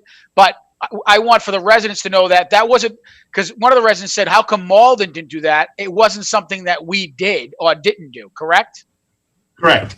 And we wouldn't get that service from the state because we are not one of those 9 cities that have runaway rates. We're experiencing, based on our size, a very typical up and down. Unlike Riviera, Everett, Chelsea, Lynn, Lawrence, Marlboro, those places are, for whatever reason, out of control. They haven't found a reason yet. And if they haven't been able to address it. So we're not one of those communities. That's why some people in Malden on the Revere line got phone calls. We've spoken to a few people there, but it's only because someone looked on a map and moved it over. Those might be Revere too. So, but we're not in that category of those cities and towns. That's why. Okay, that's great. Just I think I wanted to say that for the public because I think they saw that action by surrounding communities and thought, Malden's not doing anything. Why are you guys not doing it? So, yeah. And then my last thing I would just say is, and I know, try to wrap this up. With the winter coming, I think all the councils discussed there's probably going to be a spike. What would be the, you know, you would encourage people to just stay home as much as possible, right? Not large gatherings, wash your hands, wear a mask at all times. And hopefully that will be something that will help us at least keep that level of the spike to a rounder rather than a big peak, correct? Right. We're going to be moving indoors. So another thing that's going to be really important, and it's kind of been left out of the list, is sanitizing your touch points. Absolutely imperative. Absolutely imperative. You've got to get a can of Lysol and spray your doorknobs, everything that you touch, because you're just going to be transferring from one surface to another, and eventually it'll accumulate if it gets the right growth or temperature. It's out of the sunlight, and you put your hand there, you're going to have a good dose, and then touch your face, and you're sick. So. All right. Thank you so much. I appreciate it. Thank you for your time, both you and Maria, if you had work. Council President, I yield my time. Thank you. Councilor Murphy, you're next. Thank you, Madam President. I have 2 questions. And one centers around testing, and the other one centers around the color-coded rating. So I'd like to just start with the testing question first, because I've heard a number of different things tonight, and I know that even I'm confused. So what I'd like you to answer to the general public tonight is, when should you get tested? Should someone like myself who doesn't have any symptoms at all go down and get tested? Or should I wait until I have a symptom? I think that's where some of the confusion is. I've heard, that, you go to CVS or someplace like that, they ask you, have you been in a situation where you think you're exposed, et cetera. So what's the guideline for testing, for getting tested? There is no guideline. Everybody should be getting tested. Okay, Everybody. so regardless. Regardless. Okay. Because you could be asymptomatic and be infectious. And that's how most of this virus has been spread, is through asymptomatic people. They're just living their lives. They feel fine. And they're, hopefully they're wearing masks, but they slip up and they give someone else a dose and that person takes it out of the house and so on and so on and so on. So, and I know Councilor Crowe touched on this a little bit. So could you just explain to anyone listening tonight? So if you want to get tested, you can go to any site, a Walgreens, a CVS, and there's no charge. Do you have to have insurance? How does that work? Okay. You can go to the two CVS's, one on Ferry and one on Eastern Avenue, but you want to call and have an appointment time because they're doing it a drive-through, and it works out great. They have it down to a science. You can go to the Mass General site in Everett, and that's a Stop the Spread clinic. You can go there. You can go to the one in Chelsea. Hopefully, we'll have one here. You can go to the Minute Clinic here in town. They've done a good amount of work there. So there are plenty of places to go. Now, as far as paying for it, there are no costs for COVID testing, COVID vaccination, anything like that. And if your insurance company sends you a bill, I would ignore it, but maybe other people wouldn't. Call them, tell them you live in Massachusetts and you're not going to be paying that portion of the bill. Chances are it's actually going to be somewhere on there. It's probably going to say it's been paid. So if you get a bill, look it over really closely. We've had a few of those, and we found that it's a paid statement, not an invoice. Okay, thank you. So that clarifies that. I think that's something that people needed to hear. And the other question that what I'd like you to speak to is, we have this color rating, like you're white, you have 0 cases, you're 0 to 4, you're green, you're 4 to 8, you have yellow, and then you're 8 and you're red. But there doesn't seem to be any top to the red. So, people have heard Malden has gone into red, which is something we all should seriously be concerned about. I'd really like to be white or green, to be perfectly honest with you. But can you just maybe speak a little bit about the differences in red communities and where Malden is, in that span of like 8 to what? 8 to 100, 8 to whatever, because it's not 8 to 12. So if you could just kind of give us a little bit of insight into what that means to us. The highest number I've seen is 29. Okay, so let's say the scale goes to 29 because I haven't seen anybody go over that yet. But that number could go to 100. You don't want that because then that's unfathomable actually. The color system is really just so that you can move through the phases and the public has a general understanding of, well, there is a next step and there is another plan and this is what it entails. If you were in red and you just keep climbing, the only thing that really changes is you move backwards in the phases. And I don't know that we'll get to the point where we're going back to phase 1. I really can't imagine that. We'd have to be in 29 to do that. 29 confirmed cases a day. We have never even been near that.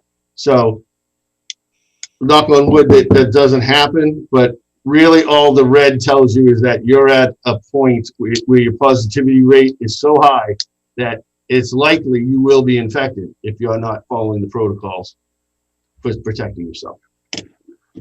So in each community in red just means they have a lot of positive cases walking around out there, and you should be protecting yourself at all times. Thank you.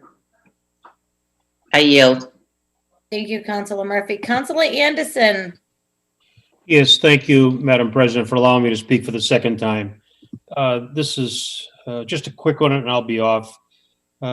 Chris, I received correspondence from one of my constituents who commented about the public notice that was on the City of Malden website about the infection there at the 621 Tavern, and how if anyone has been there, they should go get tested and so forth.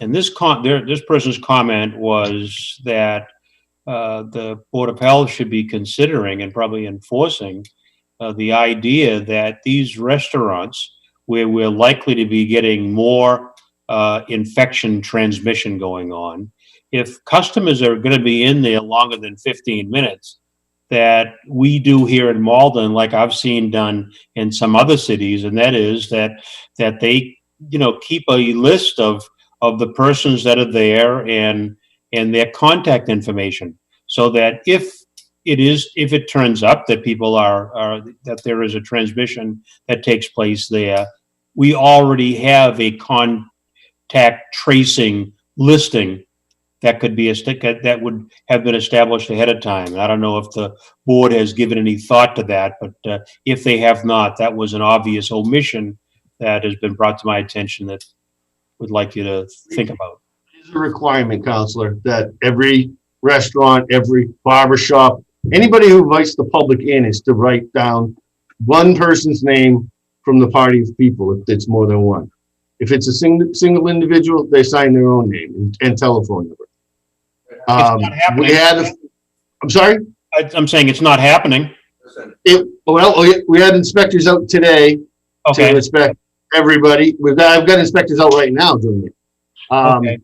They'll be finishing probably around 9 o'clock tonight. And we'll be out again right through this spike to make sure that mainly the restaurants with bars are going to be the focus because they draw the most people. Okay.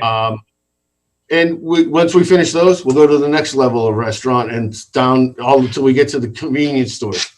And that's our plan. We did it during the first surge and it worked out really well. So we're hoping that, we'll do it again and we get it.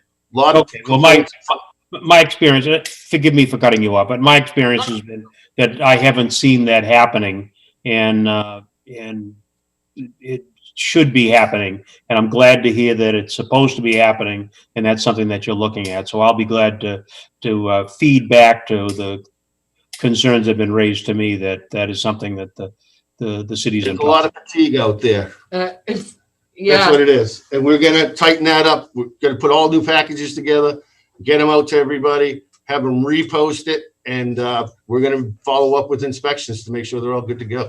Great, thank you. And again, thank you both for all that you're doing. Thank you, Madam President. Thank you, Councilor Anderson. Councilor O'Malley.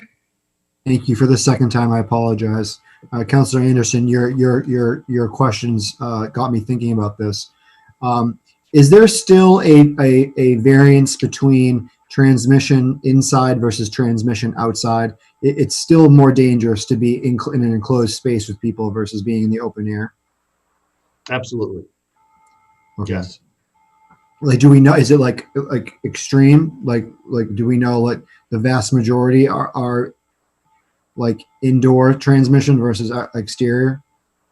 No, we don't know that. It's not something they're queuing on. They're assuming it's indoors because it depends on the interview. If your person's religiously wearing a mask, it's probably going to be the time they do eat dinner or they go out or they're seated and they can take their masks off. You got to remember too, when people are hibernated for a little while, your resistance drops because your body's not fighting off all these bacteria and other viruses that you would encounter in a normal day. So it's, and you're wearing this mask and it's keeping more of that away from you. If you're not careful right now with this increase, you could become very sick, even though you're a younger person, because your immunity is down. Everybody says they feel great. Oh, it's been a great summer, all that, and it's wonderful. But we have been separated from people, and your resistance to other bacteria, viruses is lower. And it's as we go deeper into the season, it's going to get lower and lower if you haven't gotten sick already. So it's imperative that everybody do all the 4 steps every day, or you're likely going to get sick. And then if you're sick, you have to assume you're going to be infectious and you're going to infect somebody else. So you got to buckle down, get your masks on, isolate.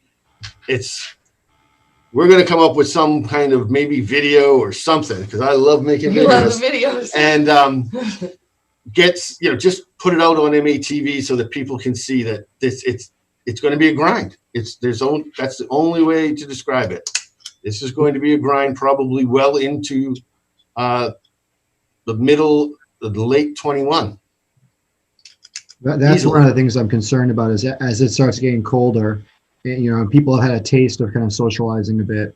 I'm just concerned that people are going to be resorting to house parties and things like that are going to be super spreading events. It was easy to find though. So we were able to actually get a shared streets grant to expand and do our first on-street patio on Pleasant Street by Mystic Station. They're still setting it up at the moment. Because one of the challenges we face, particularly myself as the Ward 4 City Councilor with downtown, Councilor Kamel has the same challenge with Maplewood Square. How can we support our businesses to make sure that they survive during this tough time? Do you think that more expanded outdoor space is the answer, or at least part of the answer, to kind of give people a place to not go stir crazy and not throw house parties? I think that. Double-edged sword. Yeah, it's a double-edged sword. You're damned if you do, you're damned if you don't. Ultimately, the public health answer to that is do the best you can to help support local business, but do it through takeout. Don't go out to dinner and sit in large groups if you're going to go inside. If we roll back, the seating inside will drop. Mm-hmm. It will have to, because the season coming on is going to be impacting anybody sitting inside for dinner. So those are all the, that and a few hundred other things, the things the board are going to be contemplating between now and probably Friday.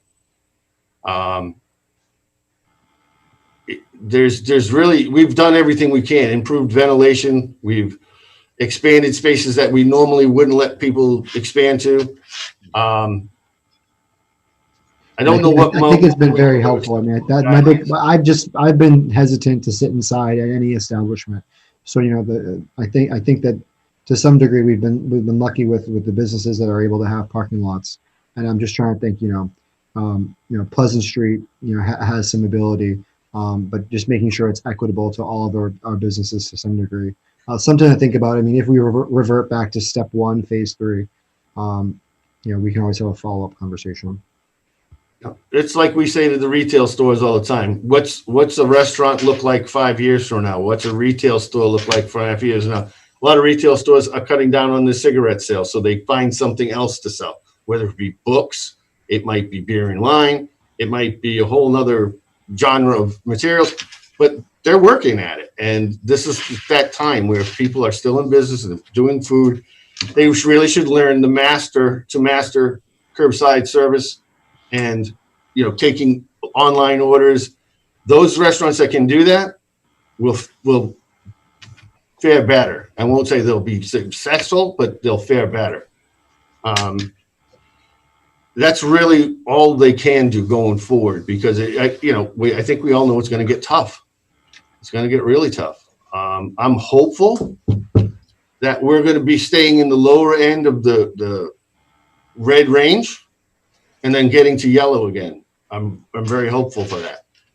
I just couldn't give you a timeline when I think that would happen. Understood. Thank you. Thank you, Councilor O'Malley. I don't see any other lights on, and I'm pretty confident that my colleagues have addressed everything. So I'm not going to keep you any longer with questions or concerns that I have. I just have one thing before you go, Chris. If somebody goes to one of our restaurants in the city and they are not asked for one person's name or number from the party. Should they reach out to you and let you know that that certain restaurant isn't following that proper protocol? Yes, they should. They should do it anytime even if they think that they aren't. We have no problem going up. We're out there every day anyway.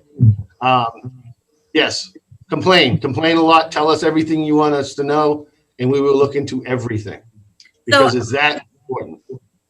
But I apologize for interrupting, but I was unaware that it was like barber shops until you just mentioned it a few minutes ago. Does that also go for hair salons, nail salons? Yes. Interesting. JD, sometimes they, if you make an appointment, they have that on already, and they're not asking you when when they book the appointment, they may have that, so they're not asking you upon entry. Yeah. But, no, yeah, I've been to the nail salon. They haven't asked me my name on my phone about. Yeah. They're going to be visited this week. Don't worry. Okay. Everybody will have a notebook. Okay.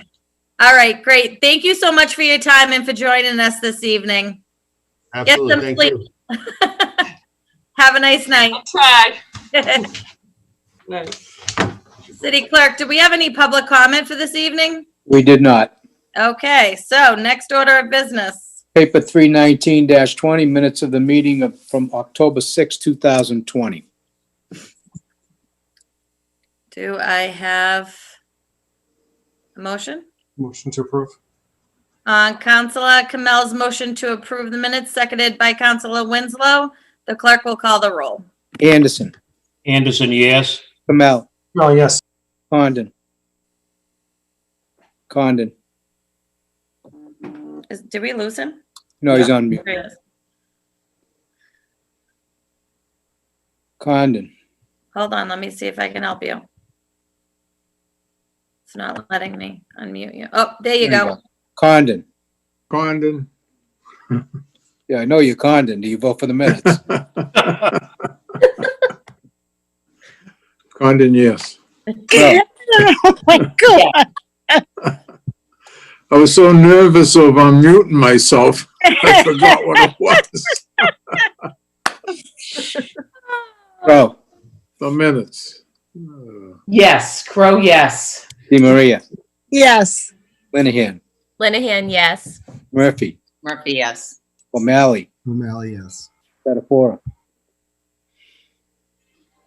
Spatafora, yes. Winslow. Winslow, yes. Speaker. Sika, yes. Carries 11-0. Next order of business. We have the petition of paper 320-20, petition National Grid, 1101 Turnpike Street, North Andover, Mass. Exchange Street. National Grid to install beginning at a point approximately 250 west of the center line at the intersection of Exchange Street and Middlesex Street, and continue in approximately 196 feet in the south direction. Installed 2 to 5 foot PVC conduits from existing manhole 406 Exchange Street to National Grid Malden Substation 5. Great. Do we have the petitioner here?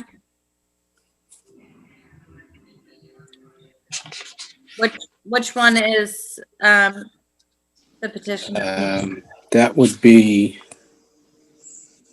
He took a nap as well. Let me see. Probably walked away from the. I believe that's Dave. Is it Dave Flewelling or Mike Krazuik? I don't know. There's an attendee with their hand up. Socrates Murillo has his hand up. No. Oh, hold on one second. Let me see if I can promote him to a panelist. Okay. Good evening, Socrates. Good evening. Thank you. Thank you, councils. I'm here representing National Grid in regards to this petition. Basically, we are petitioning for basically approximately 9 feet of 2 5-inch conduit from an existing manhole. Is basically manhole 406. Is 9 feet away from 76 Exchange Street in Malden. That's basically what we are requesting for a reliability project that we're doing at Exchange Street in Malden. Great. Thank you. Councilor O'Malley, you have your hand up. Yeah, for some reason I didn't see the petition, this particular petition attached, and I was focused on some of the other ones. So can you explain to us kind of where is it coming from and where is it going again exactly? You said Yes, starting at 76 Exchange Street? Yes, the existing manhole is probably like 9 feet away from 76 Exchange Street, and it's going to the substation, the Malden substation number 5. So is that to the west of that address, like towards the parking lot? It's going, yes. Okay. And then where is it going from there? It's going to the Malden substation. Oh, okay. Let me see the address real quick. Yeah, my apologies. That's okay. Is it going over private property or is it entirely on public? Yes, it's going private property after that. So basically, our request is for 9 feet of right of way from the existing manhole to the private property. Thank you. Sure. Okay, so I declare the public hearing open. Anybody wish to speak in favor of this petition? Please come forward and state your name and address for the record. Councilor O'Malley, you have your hand up again. I'd speak in favor of this petition. We do have Exchange Street currently open as part of the transit improvement plan. So if something like this is going to happen now, this is the best time to do it. Thank you. Thank you. Anyone else wishing to speak in favor of this petition? Anyone wish to speak in favor? Hearing none and seeing none, I declare that portion of the public hearing closed. Anybody wish to speak in opposition to this petition? Anyone wish to speak in opposition? Hearing none and declaring none, I declare the portion of the public hearing closed. Do we have a motion to grant? Councilor O'Malley. I would motion to grant, subject to the standard conditions that we set. And the only additional condition, if we could add, is that they try to avoid the tree roots on the sidewalk when they're going over the sidewalk. Okay, so on Councilor O'Malley's motion to grant this petition with the conditions that dig safe be notified, and I don't have it in front of me. Do you know the wording, City Clerk, off the top of your head? Not off the top of my head, no. Okay, well, you make sure that it's exactly the way that it usually is. We will. The director of the DPW, it all gets put back to the satisfaction of the director of the DPW, dig safe, and the condition that Councilor O'Malley just suggested. Yep. Second. Okay, on Councilor O'Malley's motion, seconded by Councilor Crowe, the clerk will call the roll. Anderson. Anderson, yes. Kamel. Kamel, yes. Condon. Condon, yes. Crowe. Yes. Maria.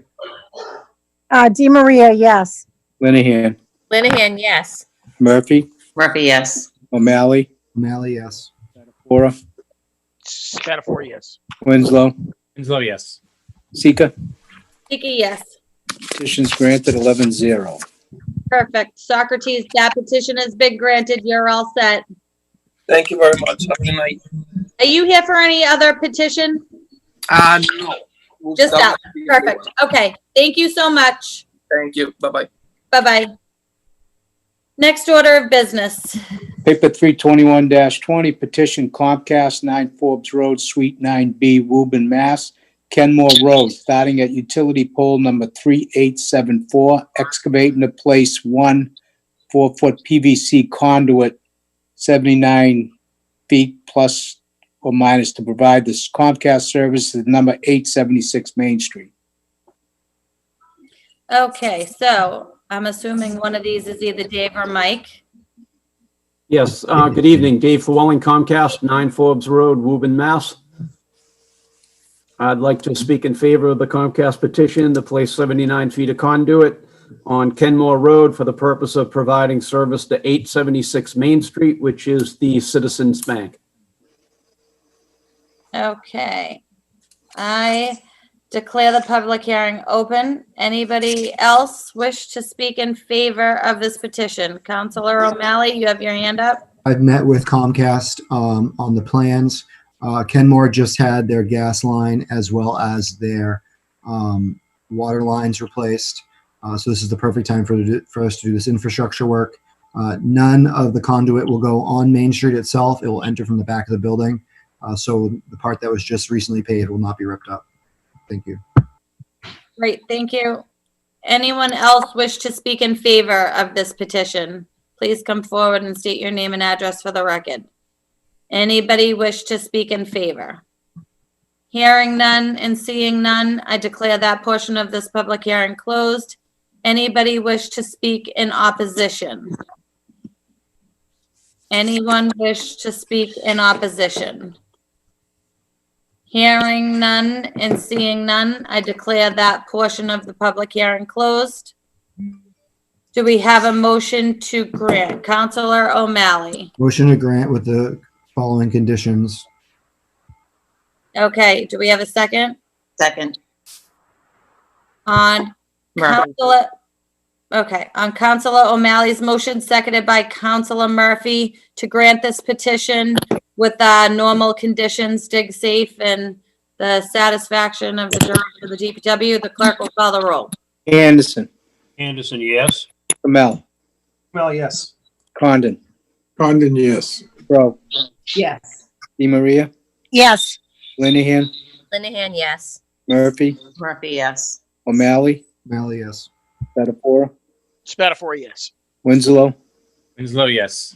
Sika. Sika, yes. Petitions granted 11-0. Thank you. Okay, the petition has been granted. Thank you for coming in. Thank you. Okay, next order of business. Petition 322-20, petition Verizon, 385 Miles Standish Boulevard, Taunton, Mass. Verizon New England, Inc. requests permission to lay and maintain underground conduits with the wires and cables to be placed therein under the surface of the following public way or ways. Main Street, place one new 4-inch conduit approximately 6 feet northwesterly from existing conduit to 968 Main Street. Said conduit is located on the westerly side of Main Street. The petition is necessary to provide new services. Also, permission to lay and maintain underground conduits, manholes, cables, and wires in the above or intersection public ways for the purpose of making connections with such poles and buildings as it may desire for distributing purposes. Okay. So I declare the public hearings open. Anybody wish to speak in favor? Mike? Hello, my name is Mike Kurzik. I work for Pike Telecom and I'm representing Verizon today.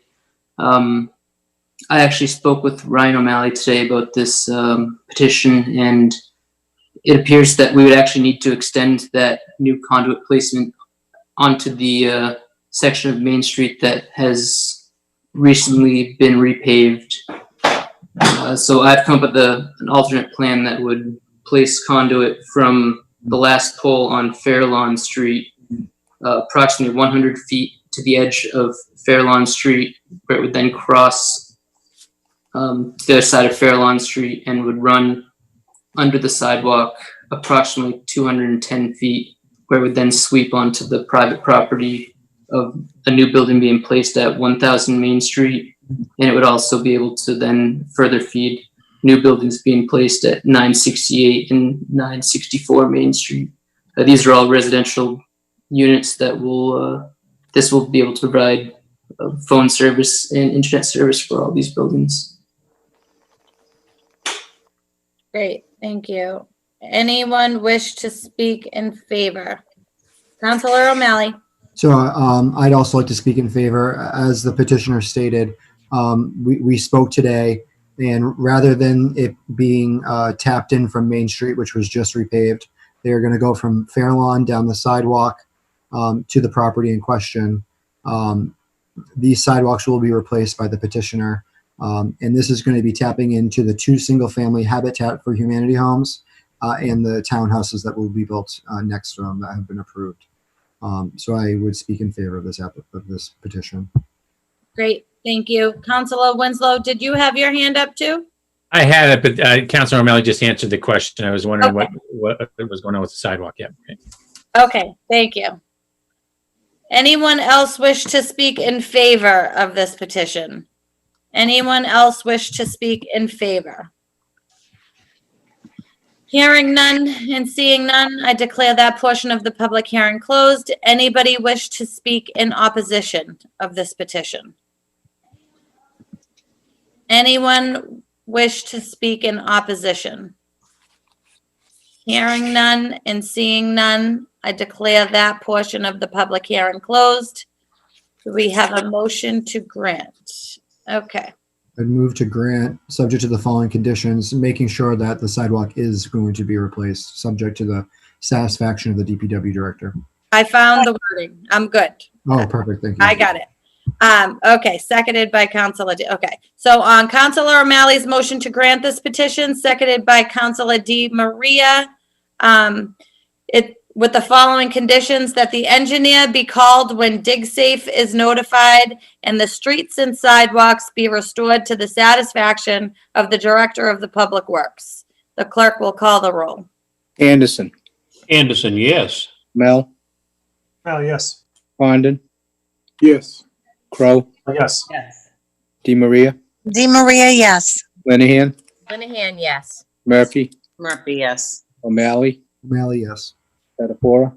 Spatafora, yes. Winslow. Winslow, yes. Sika. Sika, yes.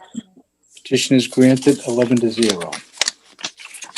Next order of business. Paper 323-20 petition Celco Partnership DBA Verizon Wireless to collocate small wireless facilities, also referred to as small cells, on existing wooden utility poles located within the public right-of-way at the following locations. Number 1, 88 Fells Way East. Number 2, 339 Pleasant Street. Number 3, 122 Maple Street. Number 4, 319 Highland Ave. Number 5, 20 West Street. Number 6, 68 Highland Ave. Number 7, 183 Emerald Street. Number 8, 146 Pearl Street. Number 9, 154 Highland Ave. Number 10, 557 Pleasant Street. Number 11, 77 Pearl Street. Number 12, 57 Hospital Road. Number 13, 397 Highland Ave. Number 14, 448 Medford Street. Number 15, 198 Maple Street. Number 16, 89 West Street. Number 17, 0 Highland Ave, utility pole 641. Number 18, 91 Adams Street. Number 19, 19 Chatham Street. Number 21, 1250 Fellsway. Councilor O'Malley? You wish to send these to public properties? Regrettably so. Do I have a second? Yeah. Second. Second. On Councilor O'Malley's motion to send these matters to public properties, seconded by Councilor Winslow, the clerk will call the roll. Anderson. Anderson. Anderson, where did he go? Did we lose him? Oh, no, he's muted. You're muted, Councilor Anderson. There you go. Anderson, yes. Kamel. No, yes. Condon. Yes. Crow. Yes. DeMaria. Yes. Linehan. Linehan, yes. Murphy. Murphy, yes. O'Malley. O'Malley, yes. Spatafora. Spatafora, yes. Winslow. Winslow, yes. Sika. Sika, yes. Petitions are referred to public properties 11-0. Great. Next order of business. Paper 324-20 resolved that the mayor establish a Parks Commission adhering to terms of section 20 and 21 of the charter governing the city of Malden. The mayor shall appoint 5 members to a board or park commissioners as required. That these appointments shall be for terms of office as specified, spanning 1, 2, 3, 4, and 5 years. We resolve further that following such appointments made by the mayor, the city council will engage in the timely approval process under the authority of Malden's charter. Okay, does one of the three sponsors wish to speak on this resolve? I can. Councilor O'Malley? And then I'll hand it off. I think this was a little confusing for all of us. This thanks to the hard work of Karen Anderson, our longtime city clerk. She was able to go through hundreds of years of acts of the legislature, and the result of that analysis showed us for the first time what our charter actually looks like. And the interesting thing is, back in the 50s or so, the Parks Commission was abolished and was rolled into the Public Works Commission. So you'll see right here, all the powers, duties, facilities, properties, appropriations vested by law or ordinance of the city in the Park Commission, Board of Survey, the Street Commission, and the City Forester shall be vested in and exercised and performed by the Public Works Commission. Subsequently to that, and then down here it says that they will be abolished once that occurs, once the first Public Works Commission is sat. Subsequently to that, there must have been some situation that resulted in maybe neglect of parks, and the city reestablished a Parks Commission and in an advisory role to the Public Works Commission. So there shall be established within the city of Malden a board of park commissioners consisting of 5 persons appointed by the mayor with the approval of the city council, who shall hold office for terms of 1, 2, 3, 4, and 5 years respectively. From the first Friday in May next following such appointment, or until their successors are qualified, and thereafter the mayor, with the approval of the city council, shall annually, before the first Monday in May, appoint one such commissioner for a term of 5 years from the first Monday in May. No member of the city council, nor the clerk or treasurer of said city shall be appointed to said board. A vacancy on said board shall be filled in like manner for the remainder of the unexpired term. A commissioner may be removed by a vote of 2/3 of all members of the city council. Such commissioners shall serve without compensation. Said board shall serve in an advisory capacity to the Public Works Commission on matters of policy and administration regarding parks in the city of Malden. There's a lot of words. So, full disclosure, this was actually brought to our attention by a very active member of our community, Brian DeLacy. And I do want to give credit where credit's due. He did kind of dive through this. And so I'm hoping we can pass this resolve. But I'm open to hearing the discussion tonight. And I appreciate the work of both Brian as well as my fellow colleagues on this. Thank you. Thank you, Councilor O'Malley. Before I take the other hands that have their hands raised, I am inviting Karen Anderson to speak on behalf of this resolve, since she is the one that has been involved in it for as long as I can remember. So I'd like to get her opinion. Good evening, Karen. Hello, everyone. Councilor O'Malley, thank you for those very kind words at the beginning of your statement. I'm sorry to say, though, that I think, at least in this instance, they were unwarranted. I made a mistake. I actually made 2 mistakes, and one of them was on the Parks Commission. Everything you say is true up to a point. Subsequent to that, however, it was the advisory commission was again repealed in both, I believe it was 2000 and in 2012. I somehow missed those as I was going through the various amendments. And I do not believe that it exists anymore. I've spoken with the legal department, and I see that Attorney McNaught is here, but I've spoken with the legal department, and they agree that when you add the two amendments from 2000 and 2012, it's very clear that any vestige of a Parks Commission was abolished, and those responsibilities were turned over to the Public Works Commission. So, my apologies for the error. Thank you, excuse me, I was going to call you Councilor. Thank you, Karen Anderson. I have a couple of hands up, and then I'll go to Attorney McNaught. Councilor DeMaria. Thank you, Madam President, and thank you, former clerk. It's good to hear your voice, Karen. Gee, that's definitely news to me.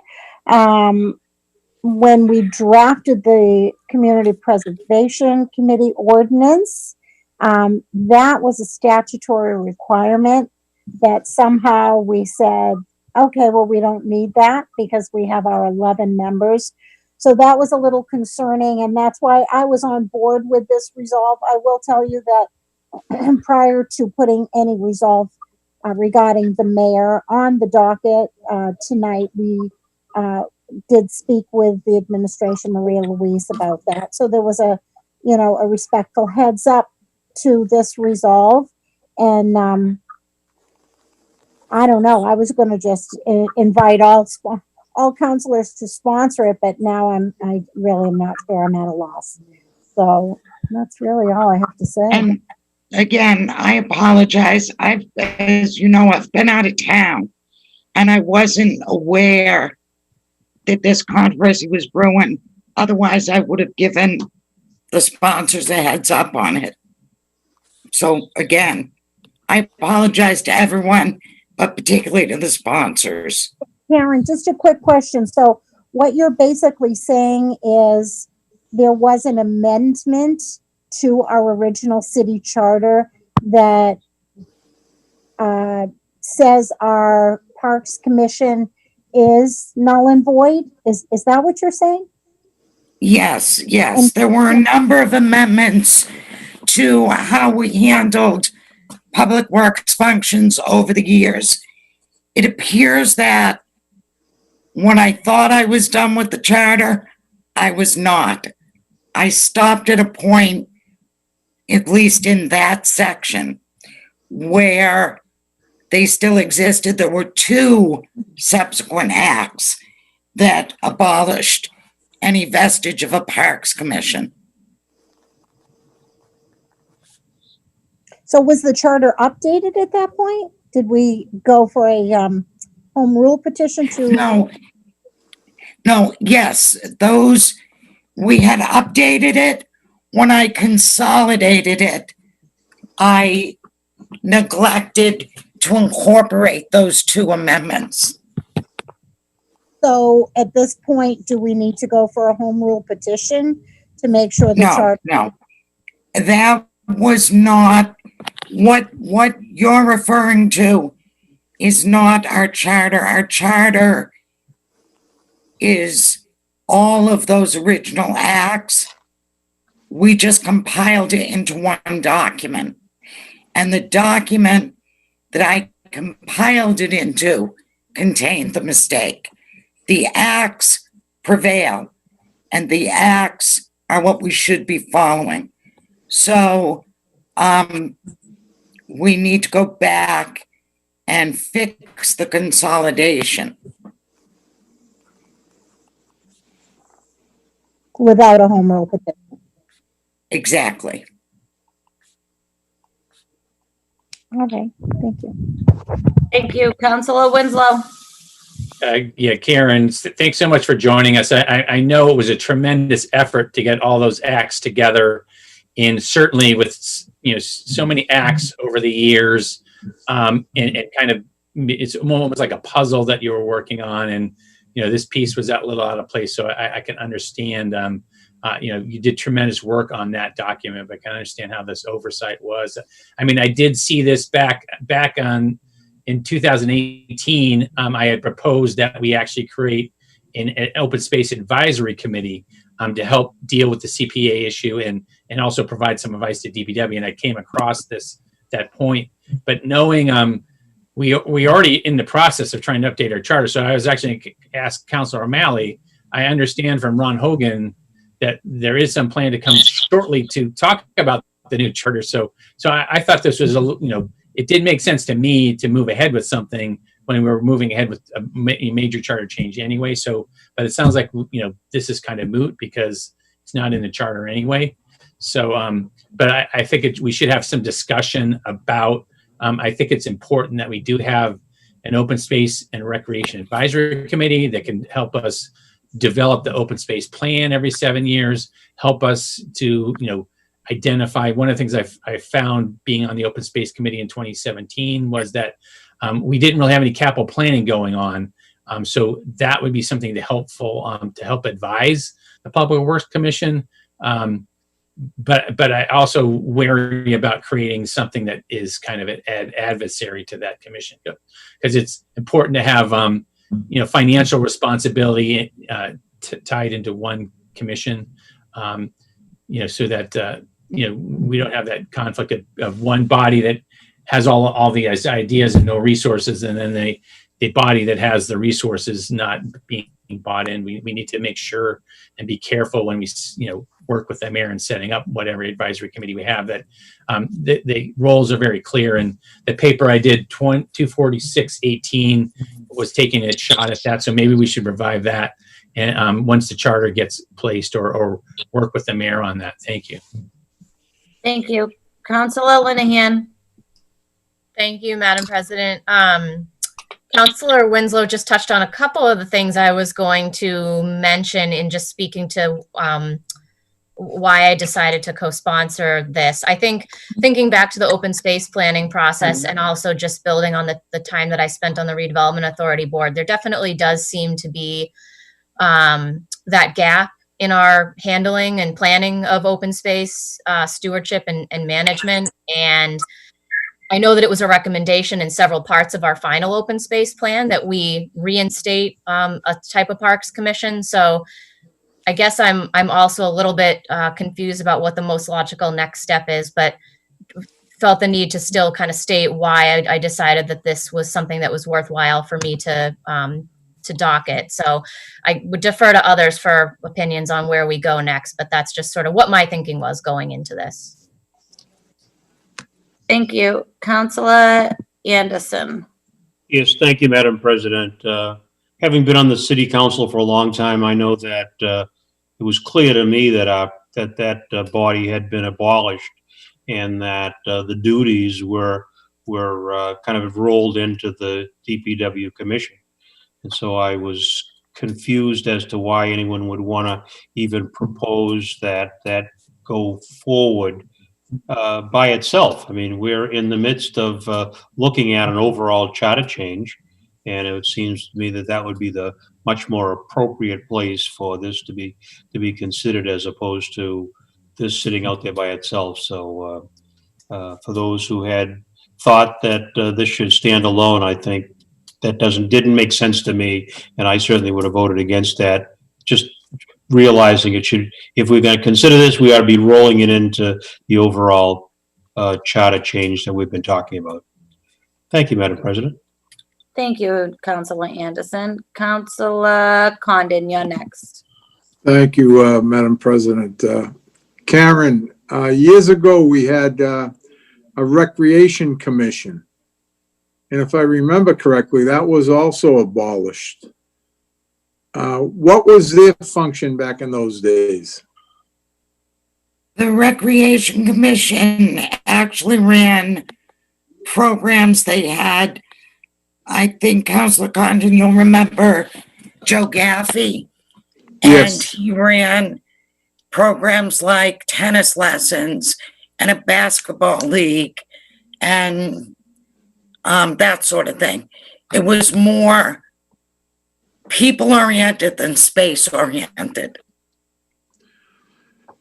when I think back on that, and now I see what the Director of Recreation, Joe Levine, is accomplishing. He's expanded his role to institute all kinds of these programs.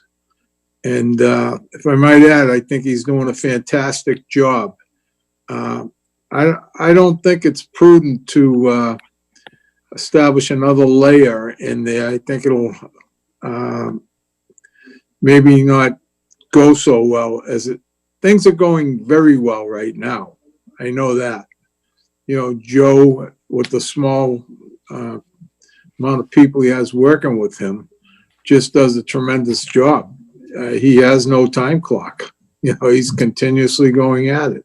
So that's the way I feel about it. Thank you, Councilor Condon. Councilor Spatafora. Thank you, Madam President. I would just, first of all, I want to thank the council's version of Google, Karen Anderson, to help us always find, you know, the truth in these documents. They're not always easy to read, and certainly everybody makes mistakes, but Karen has always been able to sift through all the records there and help us get to the matter.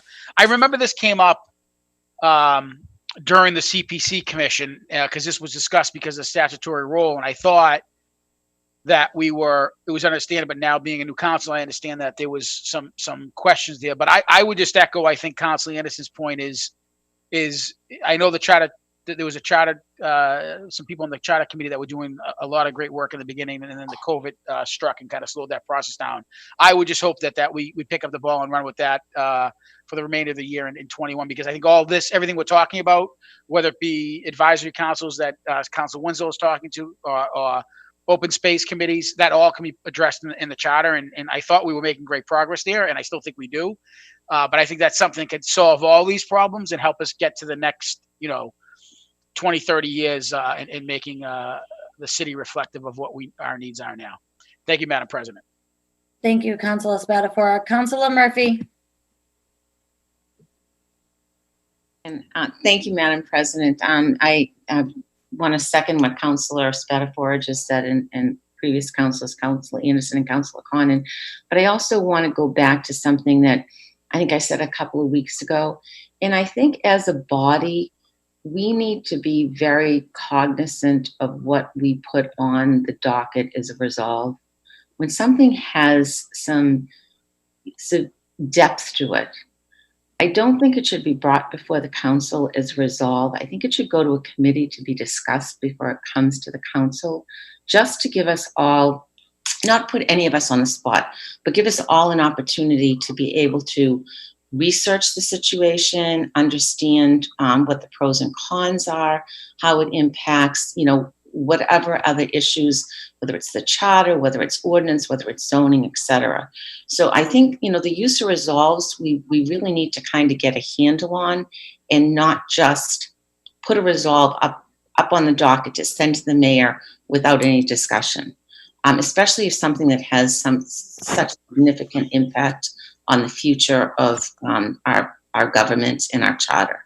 So that's all I'd like to say. So I would have voted against tonight. Not that it didn't have value, but the fact that we haven't done enough research for all of us to be comfortable in making a decision as to whether it was something we should send up to the mayor. Thank you. Thank you, Councilor Murphy. Councilor O'Malley for the second time. Thank you. And through the chair to Karen, in 2018, the city council voted to accept the version of the charter that you presented to us as our charter. How does this impact that? That is not exactly what you did. You cannot change the charter that way. What you voted was that you believed that it was an accurate rendition of the charter, that I had consolidated it correctly, and subsequently you found out that I had not. I've been over it again more thoroughly. We're good now. But that is not a way for you to change the charter. So basically, your vote was what we used to justify putting it out there for ease of use, but you couldn't affect a legal change in that fashion. So it was never sent to the legislature for ratification. Exactly. Could I just point out the work that your Charter Review Committee is doing will be a real legal change that will be sent to the legislature. That was the initial step to get us to the point where you could begin your review. Thank you. Again. Oh, go ahead. Is it my turn? It is. Okay. Again, I apologize for that, but I think that what this highlights is that there really is a need for charter revision and I'm glad to hear so many people have an appetite for doing that. I'm excited because I think we're close. The review committee will be meeting again on Thursday, and with any luck, we'll have something to you soon. Great. Good. Thank you. Okay, Councilor Winslow, you're next. I'll just make it quick. Parks, boards of parks really were created in the 1890s in the whole time when cities were creating park systems. So the main function at that time was to plan out a park system and take that land by eminent domain. And over time, after 20 or 30 years, they had done that, built the facilities. And so that need for the board of park commissioners kind of faded over time. So in a place like Malden, especially where we didn't really have land to expand it, it became less relevant. So that's really why. And so I think that's why my thought is to really try to pursue having an open space advisory committee that can help work on planning every 7 years as kind of required by state law, so it can be eligible for grants. But we're not really planning that often to take land or sell it or anything like that. So I think this is, I think an open space and recreation advisory committee would be more sensible. So that's my final word. Thank you. Thank you, Councilor Winslow. Nobody else wishes to speak on this topic? Councilor O'Malley for the third time. Well, before I withdraw, I guess, the paper, considering what we've heard, to Councilor Winslow's point, one of the reasons why we did put this up is, I know Councilor Spetafor, you've been looking into the unused open space in our community, and there was some discussion about acquiring more land for parks and open space, and that's something that I'm fully in support of. I know that Councilor Kamel also had a paper to conserve a lot of land in the Maplewood Highlands, and back in 2017, I also did an analysis of open space, in the Linden area and across the city. There could be a use for this. I don't necessarily think it should be the city council determining, what properties we acquire, but we should talk with the recreation department, Joe Levine, the DPW, the parks department of our DPW, as well as residents, of how can we increase open space in our community, because we do have the third lowest amount of permanently protected open space. So if that happens during charter review, that'd be great. Looking forward to having that conversation. Great, thank you. Did you say you were gonna? From my end, we can withdraw it, considering it sounds like it's a moot point. Councilor Di Maria, did you have? Yes. Yeah, I do. Thank you. And I would second doing that. But in the process, I think we've actually gone full circle. Thanks to Karen Anderson to have identified what looked like was still in our charter, but was not in our charter. So I guess there was a purpose to this, and I would second pulling the paper. So thank you. Great. Bless you. Who sneezed? I coughed. Thank you. I have a tickle in my throat all night, so I apologize. Okay, so on Councilor O'Malley's motion to withdraw the resolve, seconded by Councilor Di Maria, the clerk will call the roll. Anderson, Anderson, yes. Kamel, Mel, yes. Condon, Condon, yes. Crow, Yes. Di Maria, Yes. Linehan, Linehan, yes. Murphy, Murphy, yes. O'Malley, O'Malley, yes. Spatafora, Spatafora, yes. Winslow, Winslow, yes. Sika. Sika, yes. The resolve is withdrawn, 11-0. Next order of business. Committee reports, paper 325-20, rules and ordinance, paper 28-20, order be it hereby ordained that the revised ordinances of 2020, chapter 11, be amended to add section 11.08, 1.155, maintenance of private fencing next to public property, containing privileges related to fencing adjoining streets, sidewalks, and trails by the following language. On Councilor Spatafora's motion to receive the committee report, the clerk will call the roll. Anderson, Anderson, yes. Kamel, Mel, yes. Condon, Condon, yes. Crow,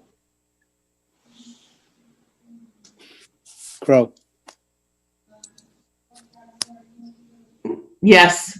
Di Maria, Yes. Linehan, Linehan, yes. Murphy, Murphy, yes. O'Malley, O'Malley, yes. Spatafora, Spatafora, yes. Winslow, Winslow, yes. Sika. Yes. Committee report is received, 11-0. Committee report is received. Councilor Spatafora for the committee.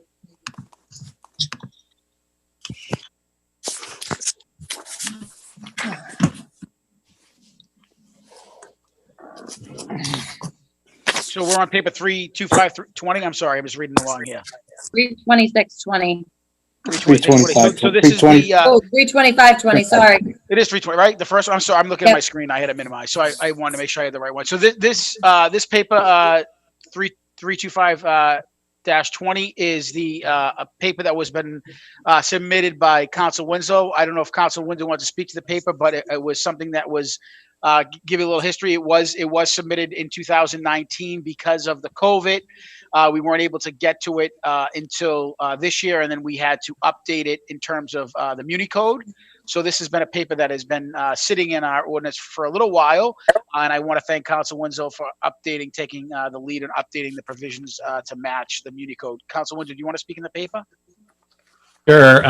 Yeah, this is a paper we've discussed it several times. I think even before the full council, we did, of course, discuss it in rules and ordinance.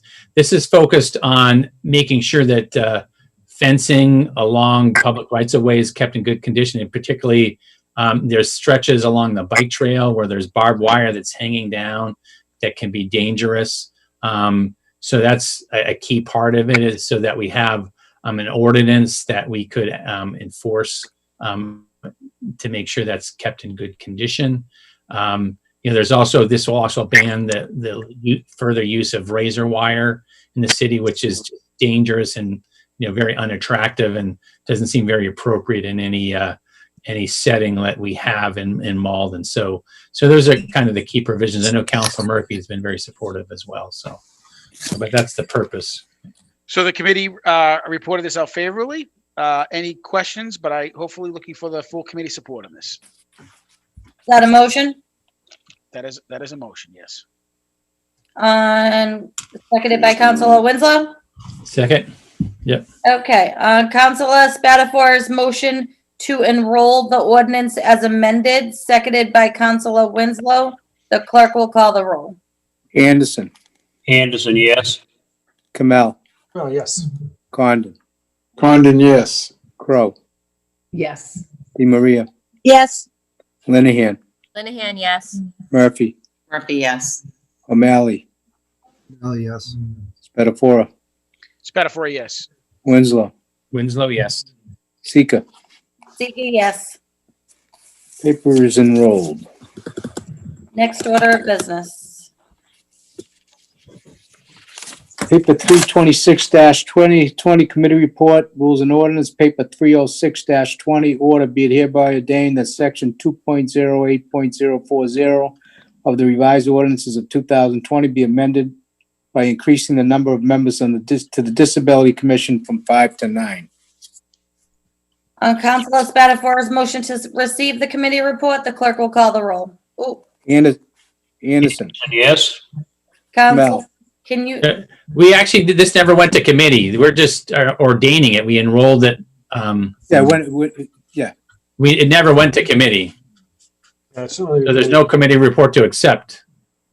Yeah, I was just looking at the minutes from last week. Yeah. We enrolled it last time. Oh, We that's didn't right. send it. That's right. We did. We skipped that part about the committee. So I this is- apologize. It's on my thing as needing to be. Yeah, there's a couple of, yeah, well, whatever. Yeah. Okay. Okay. So clerk, what are we doing? This would be to ordain. Okay. So we did motion to ordain. Okay. Councilor Spatafora's motion to ordain the ordinance, seconded by Councilor Winslow. Yep, second. The clerk will call the roll. Anderson. Anderson, yes. Kamel. Kamel, yes. Condon. Condon, yes. Crow. Yes. Di Maria. Di Maria. Oh, she just fell off. No, here I am. Yes. Okay. Is that a yes? Yes. Sorry. Yeah. That's all right. Linehan. Linehan, yes. Murphy. Murphy, yes. O'Malley. O'Malley, yes. Spatafora. Spatafora, yes. Winslow. Winslow, yes. Sika. Sika, yes. Paper is ordained. Next order of business. Paper 327-20 committee report, rules and ordinance, paper 279-20, order be it hereby ordained that section 2.20.030, 2.20.040, 2.20.050, and 2.20.060 of chapter 2 of the revised ordinances of 2020 be amended relative to the offices, specialist clerks, and unclassified employees' salary schedules, and that the sum of $204,000, $165.05 be transferred from the salary reserve account 00109965110 to the following accounts, and I apologize, I don't have the accounts. So, point of order. Go ahead. Point of order is, how is this different from 299-20 from last council meeting? Is this a duplicate? No, it was, this was enrolled. This was Be enrolled. This one just needs to be ordained. Yeah, this one needs to be ordained. I just don't know why I had a separate number. 327 versus 299. Yeah.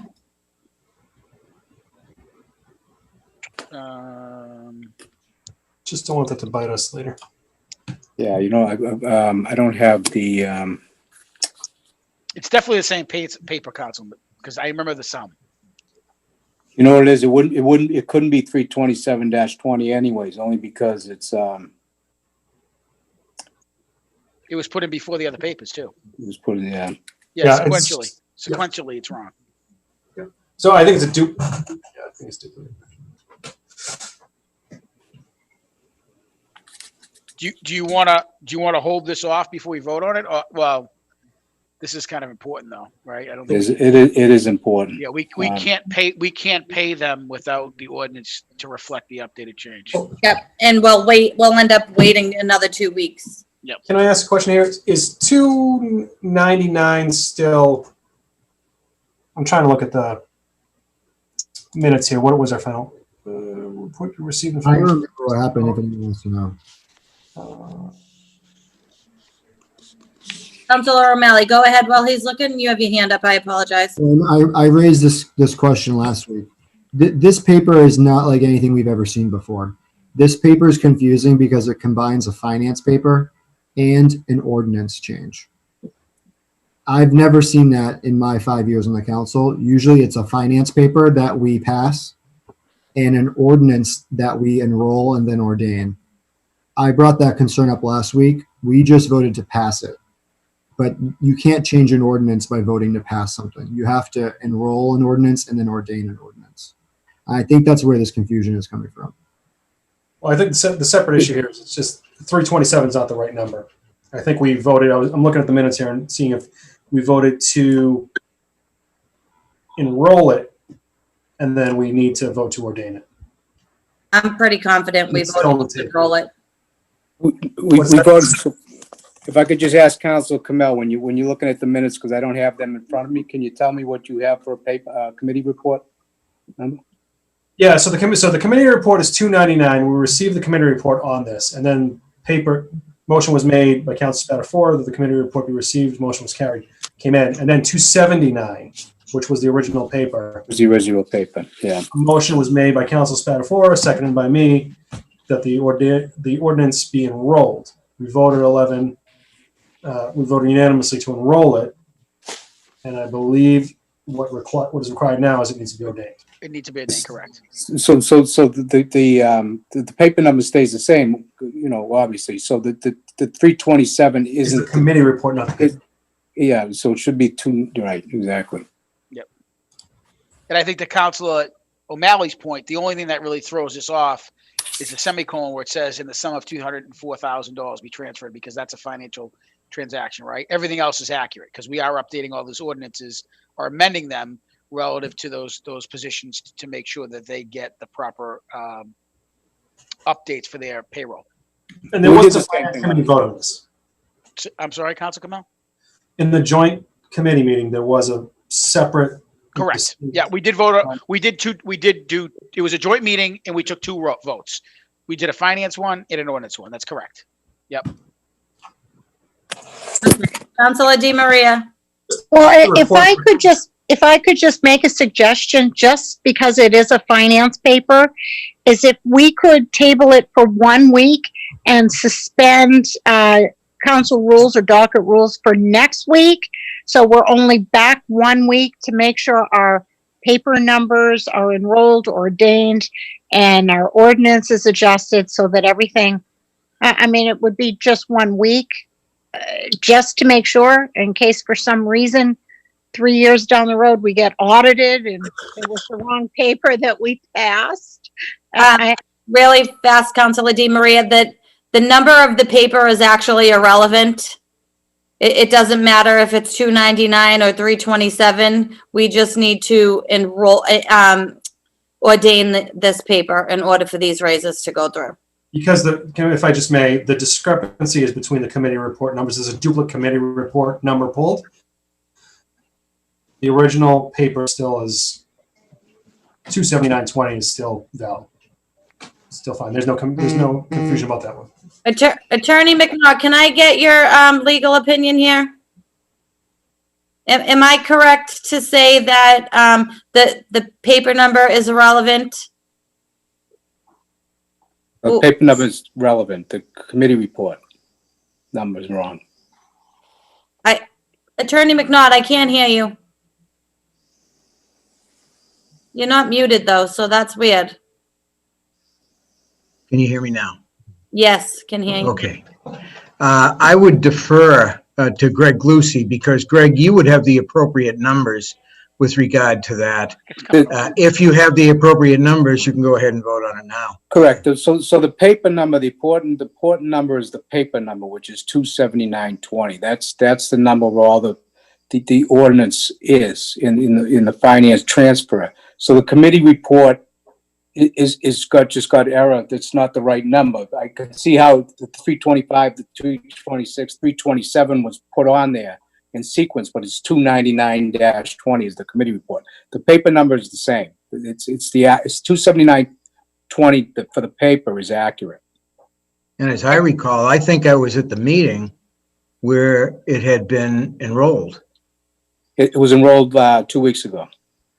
The paper. So if that's the correct number, you can go ahead and vote on ordination. Great, thank you. Councilor O'Malley, you have your hand up?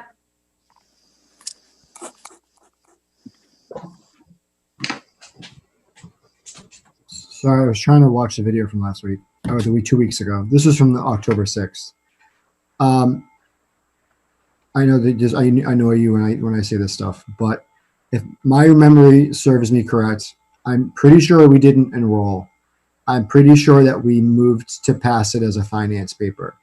But I'm not 100% sure on that. I was going to check the video. I don't want to get bit in the ass that we didn't do it correctly. Personally, if it was me, what I would ask, and I'll vote however you guys want, I think that these papers should be divided. You can divide when there's two motions like this, one a finance motion and two an ordinance. You can divide it. I say to be very clear, we pass the finance paper. Point of order, this is spiraling because the only issue. Can I finish, Councilor? Thank you. Point of order, the problem was the difference in the committee report numbers. That's all. There was a duplicate committee report. No, but that's not the case because I don't think that we actually enrolled it at the last meeting. I'm pretty confident. We did. No, we enrolled it. We absolutely enrolled it. We did. And we stopped short. We had a conversation about this. Point of order. We had a conversation about this that, hey, look, it's important, but because there's going to be a retroactive pay for these folks, it's not actually going to have a distinction to them. It's not going to do them harm to wait and make sure we have it done on the same, not do it on the same night because it was not truly a state of emergency. That was a conversation. I think we should do it all tonight. I just think we should do it all tonight correctly. And I'm just saying that I won't die on this horse because it's not a big concern at the moment. But I do think that you need to have a motion to pass the finance paper. You need to enroll the ordinance and then. Councilor O'Malley, we have been voting this way for years, as long as Chuck has been here. This is how we have voted these joint committee papers for these raises, as long as Chuck has been here. So this is nothing new. The only thing that we should be worried about is the number. And we just heard from Attorney McNaught that said that as long as we have the correct number, we can vote on this paper.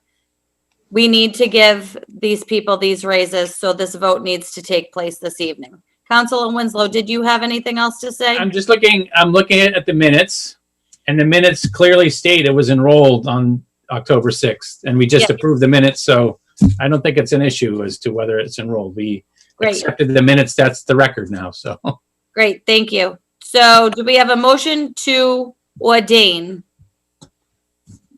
Yeah, I'll make that motion.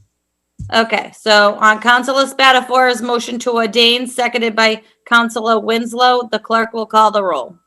Anderson. Anderson, yes. Kamel. No, yes. Condon. Condon, yes. Crow. Yes. DeMaria. Yes. Linehan. Linehan, yes. Murphy.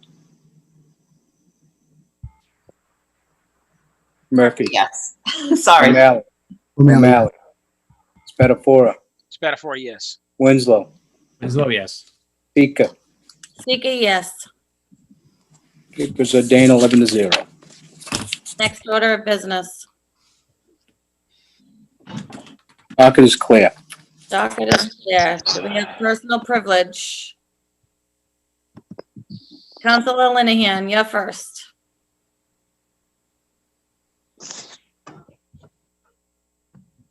I am so sorry. I was having a little trouble with my mute button there. I just had a couple quick things that I wanted to share. So the first thing is that this Saturday, we're going to be kicking off a month-long Fall Lantern Festival to spread a little bit of hope and light in these dark times. That's the idea anyway. The thought is that, a few residents of Ward 3 came up with this idea to do a lantern festival locally, but we've had a lot of input from other neighborhoods in the city that they'd like to participate. So we've decided to expand it to the whole city. I want to give credit to my constituent Erin Gannon, who came up with this idea and has really built the Facebook page and brought a lot of people on board so that there's a ton of interest now. And we've got a lot of folks who hopefully are going to participate. All the information's on the Facebook page. I've also shared it to my council page so that folks can go search that.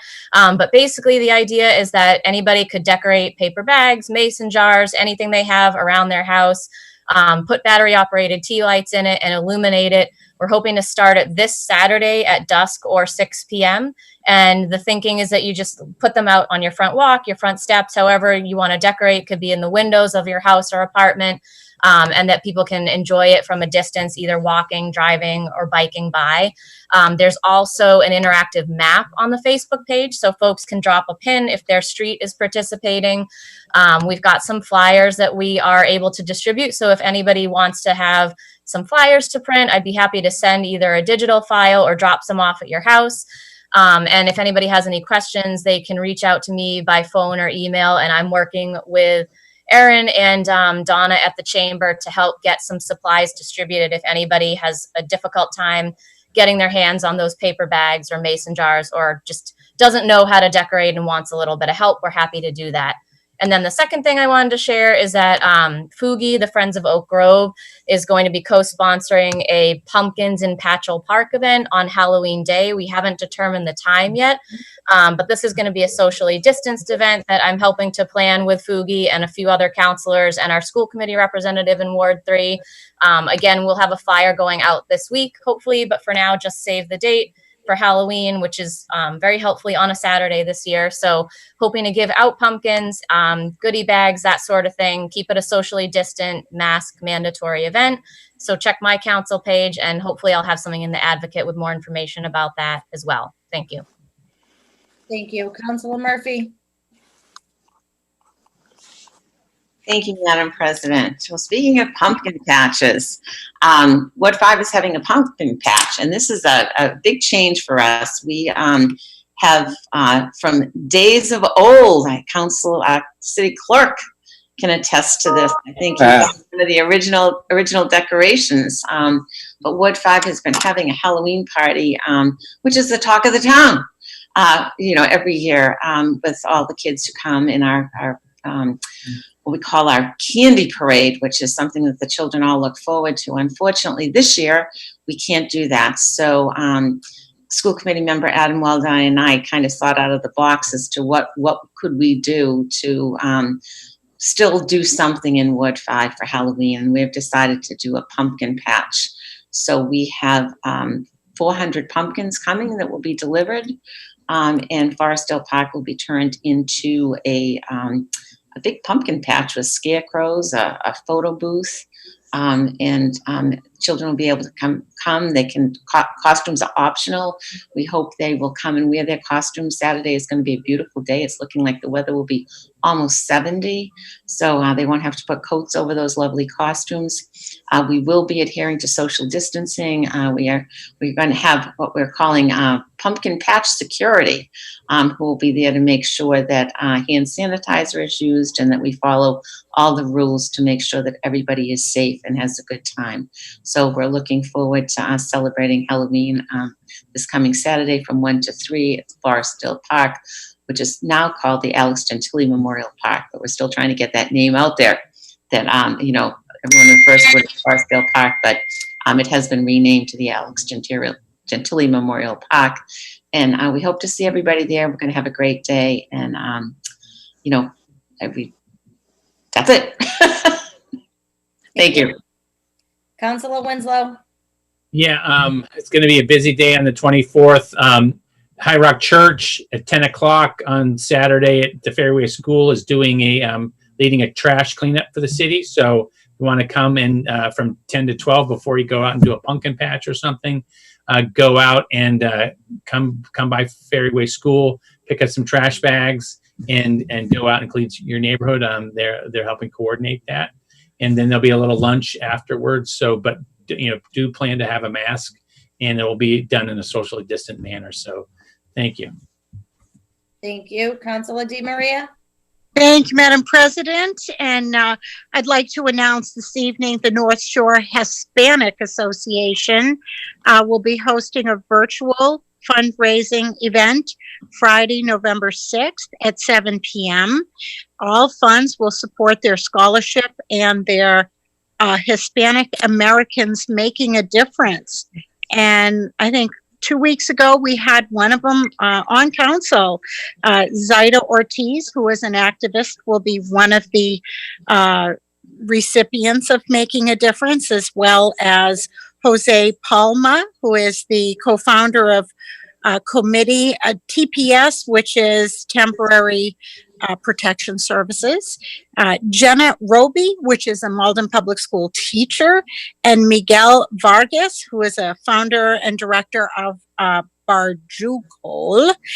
So for more information on this great diverse group of people in our community, it is www. And you write it all out, North Shore Hispanic Association.org. And high five to them. Thank you very much. Thank you. Councilor Anderson. Thank you, Madam President. Hey, a big shout out to an announcement that we just heard recently that Jennifer Hedrington, one of our school teachers at the Ferryway School, has been named Teacher of the Year in Massachusetts. Yeah, big hats off to Jen, who becomes only the third woman of color in the state of Massachusetts to be identified as Teacher of the Year. That's a great honor, and congratulations to Jennifer, and we can be so proud of what she has accomplished here in our city. Second thing I'd like to say is I'd like to compliment the registrar of voters. If any of you have been down to the senior center, seeing the early voting going on, or just seeing how our residents are dropping off their mailed in voting ballots, and how smooth that is running, and how organized that is, a great job. And anyone who had any trepidation about that running smoothly should just take a tip from our Malden Registrar of Voters and see what a great job that they are doing. And then thirdly, I'd like to compliment my colleague in Ward 7, Michelle Leone, who she and her husband have put together this fantastic little library that you'll see mounted there in Lincoln Common. It was a beautiful constructed job that her husband has put together, and she'll be putting out some information about how books can be exchanged in this little library. But be on the lookout for it as you're going down Cross Street. Just look into the park and you'll see this little library. So hats off to the Leone family for what a great job that they have done. And that's it for me. Thank you, Madam President. Thank you. Councilor Crowe. Thank you, Madam President. I have a couple of things, just to let you know. Well, actually, we all got another email today about that Malden is completing an Americans with Disabilities self-evaluation and transition plan. As we know, it involves, we got from Maria Louise today, involves a comprehensive review of all programs, services, as well as an audit of municipal buildings, schools, and recreational spaces. However, a big part of this, the process, is really, again, Malden community input. So there is an online survey that we want to make sure that we get as many people to take. It's available in multiple languages. The deadline for responses is November 6th, and you can get it on the City of Malden website, .org, civic alerts. So Maria had asked me to, make sure that we all kind of work on that. And again, I think, as we saw at the beginning of the evening, really community participation is key when we were talking about the Malden River Works. So we want to make sure that we are doing all we can in that one too. So I'll put that out there. And as Councilor Anderson just said, I really want to say congratulations to Jen Hedrington. She is a middle school math teacher, and middle school anything is not easy, so really holds her own. And really the selection of her really exemplifies the dedication, commitment, and positive contributions of educators across the state. So I think it's wonderful we have her in our school system working with our middle schoolers and really making all the difference.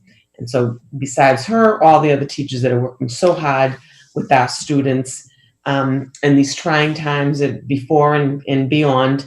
So congratulations to all of them. And to add a little levity, after you go clean up the park at Ferryway, you could stay for the Ward 1 pumpkin patch that is happening as well from 1 to 3 p.m. We socially distance, masks are required, hand sanitizer will be provided. Every child there will be able to take home a pumpkin as well as some stick-on faces, or they can carve it at home. And treats, we will also have an area that could take a fall photo, hopefully with their costumes on. Masks are required, and it'll be obviously social distance. But we thought it would be really a great idea to kind of do something just a little bit with levity to celebrate the holiday. So we hope to see you all there. And I have 400 pumpkins as well, so. Thank you, Councilor O'Malley.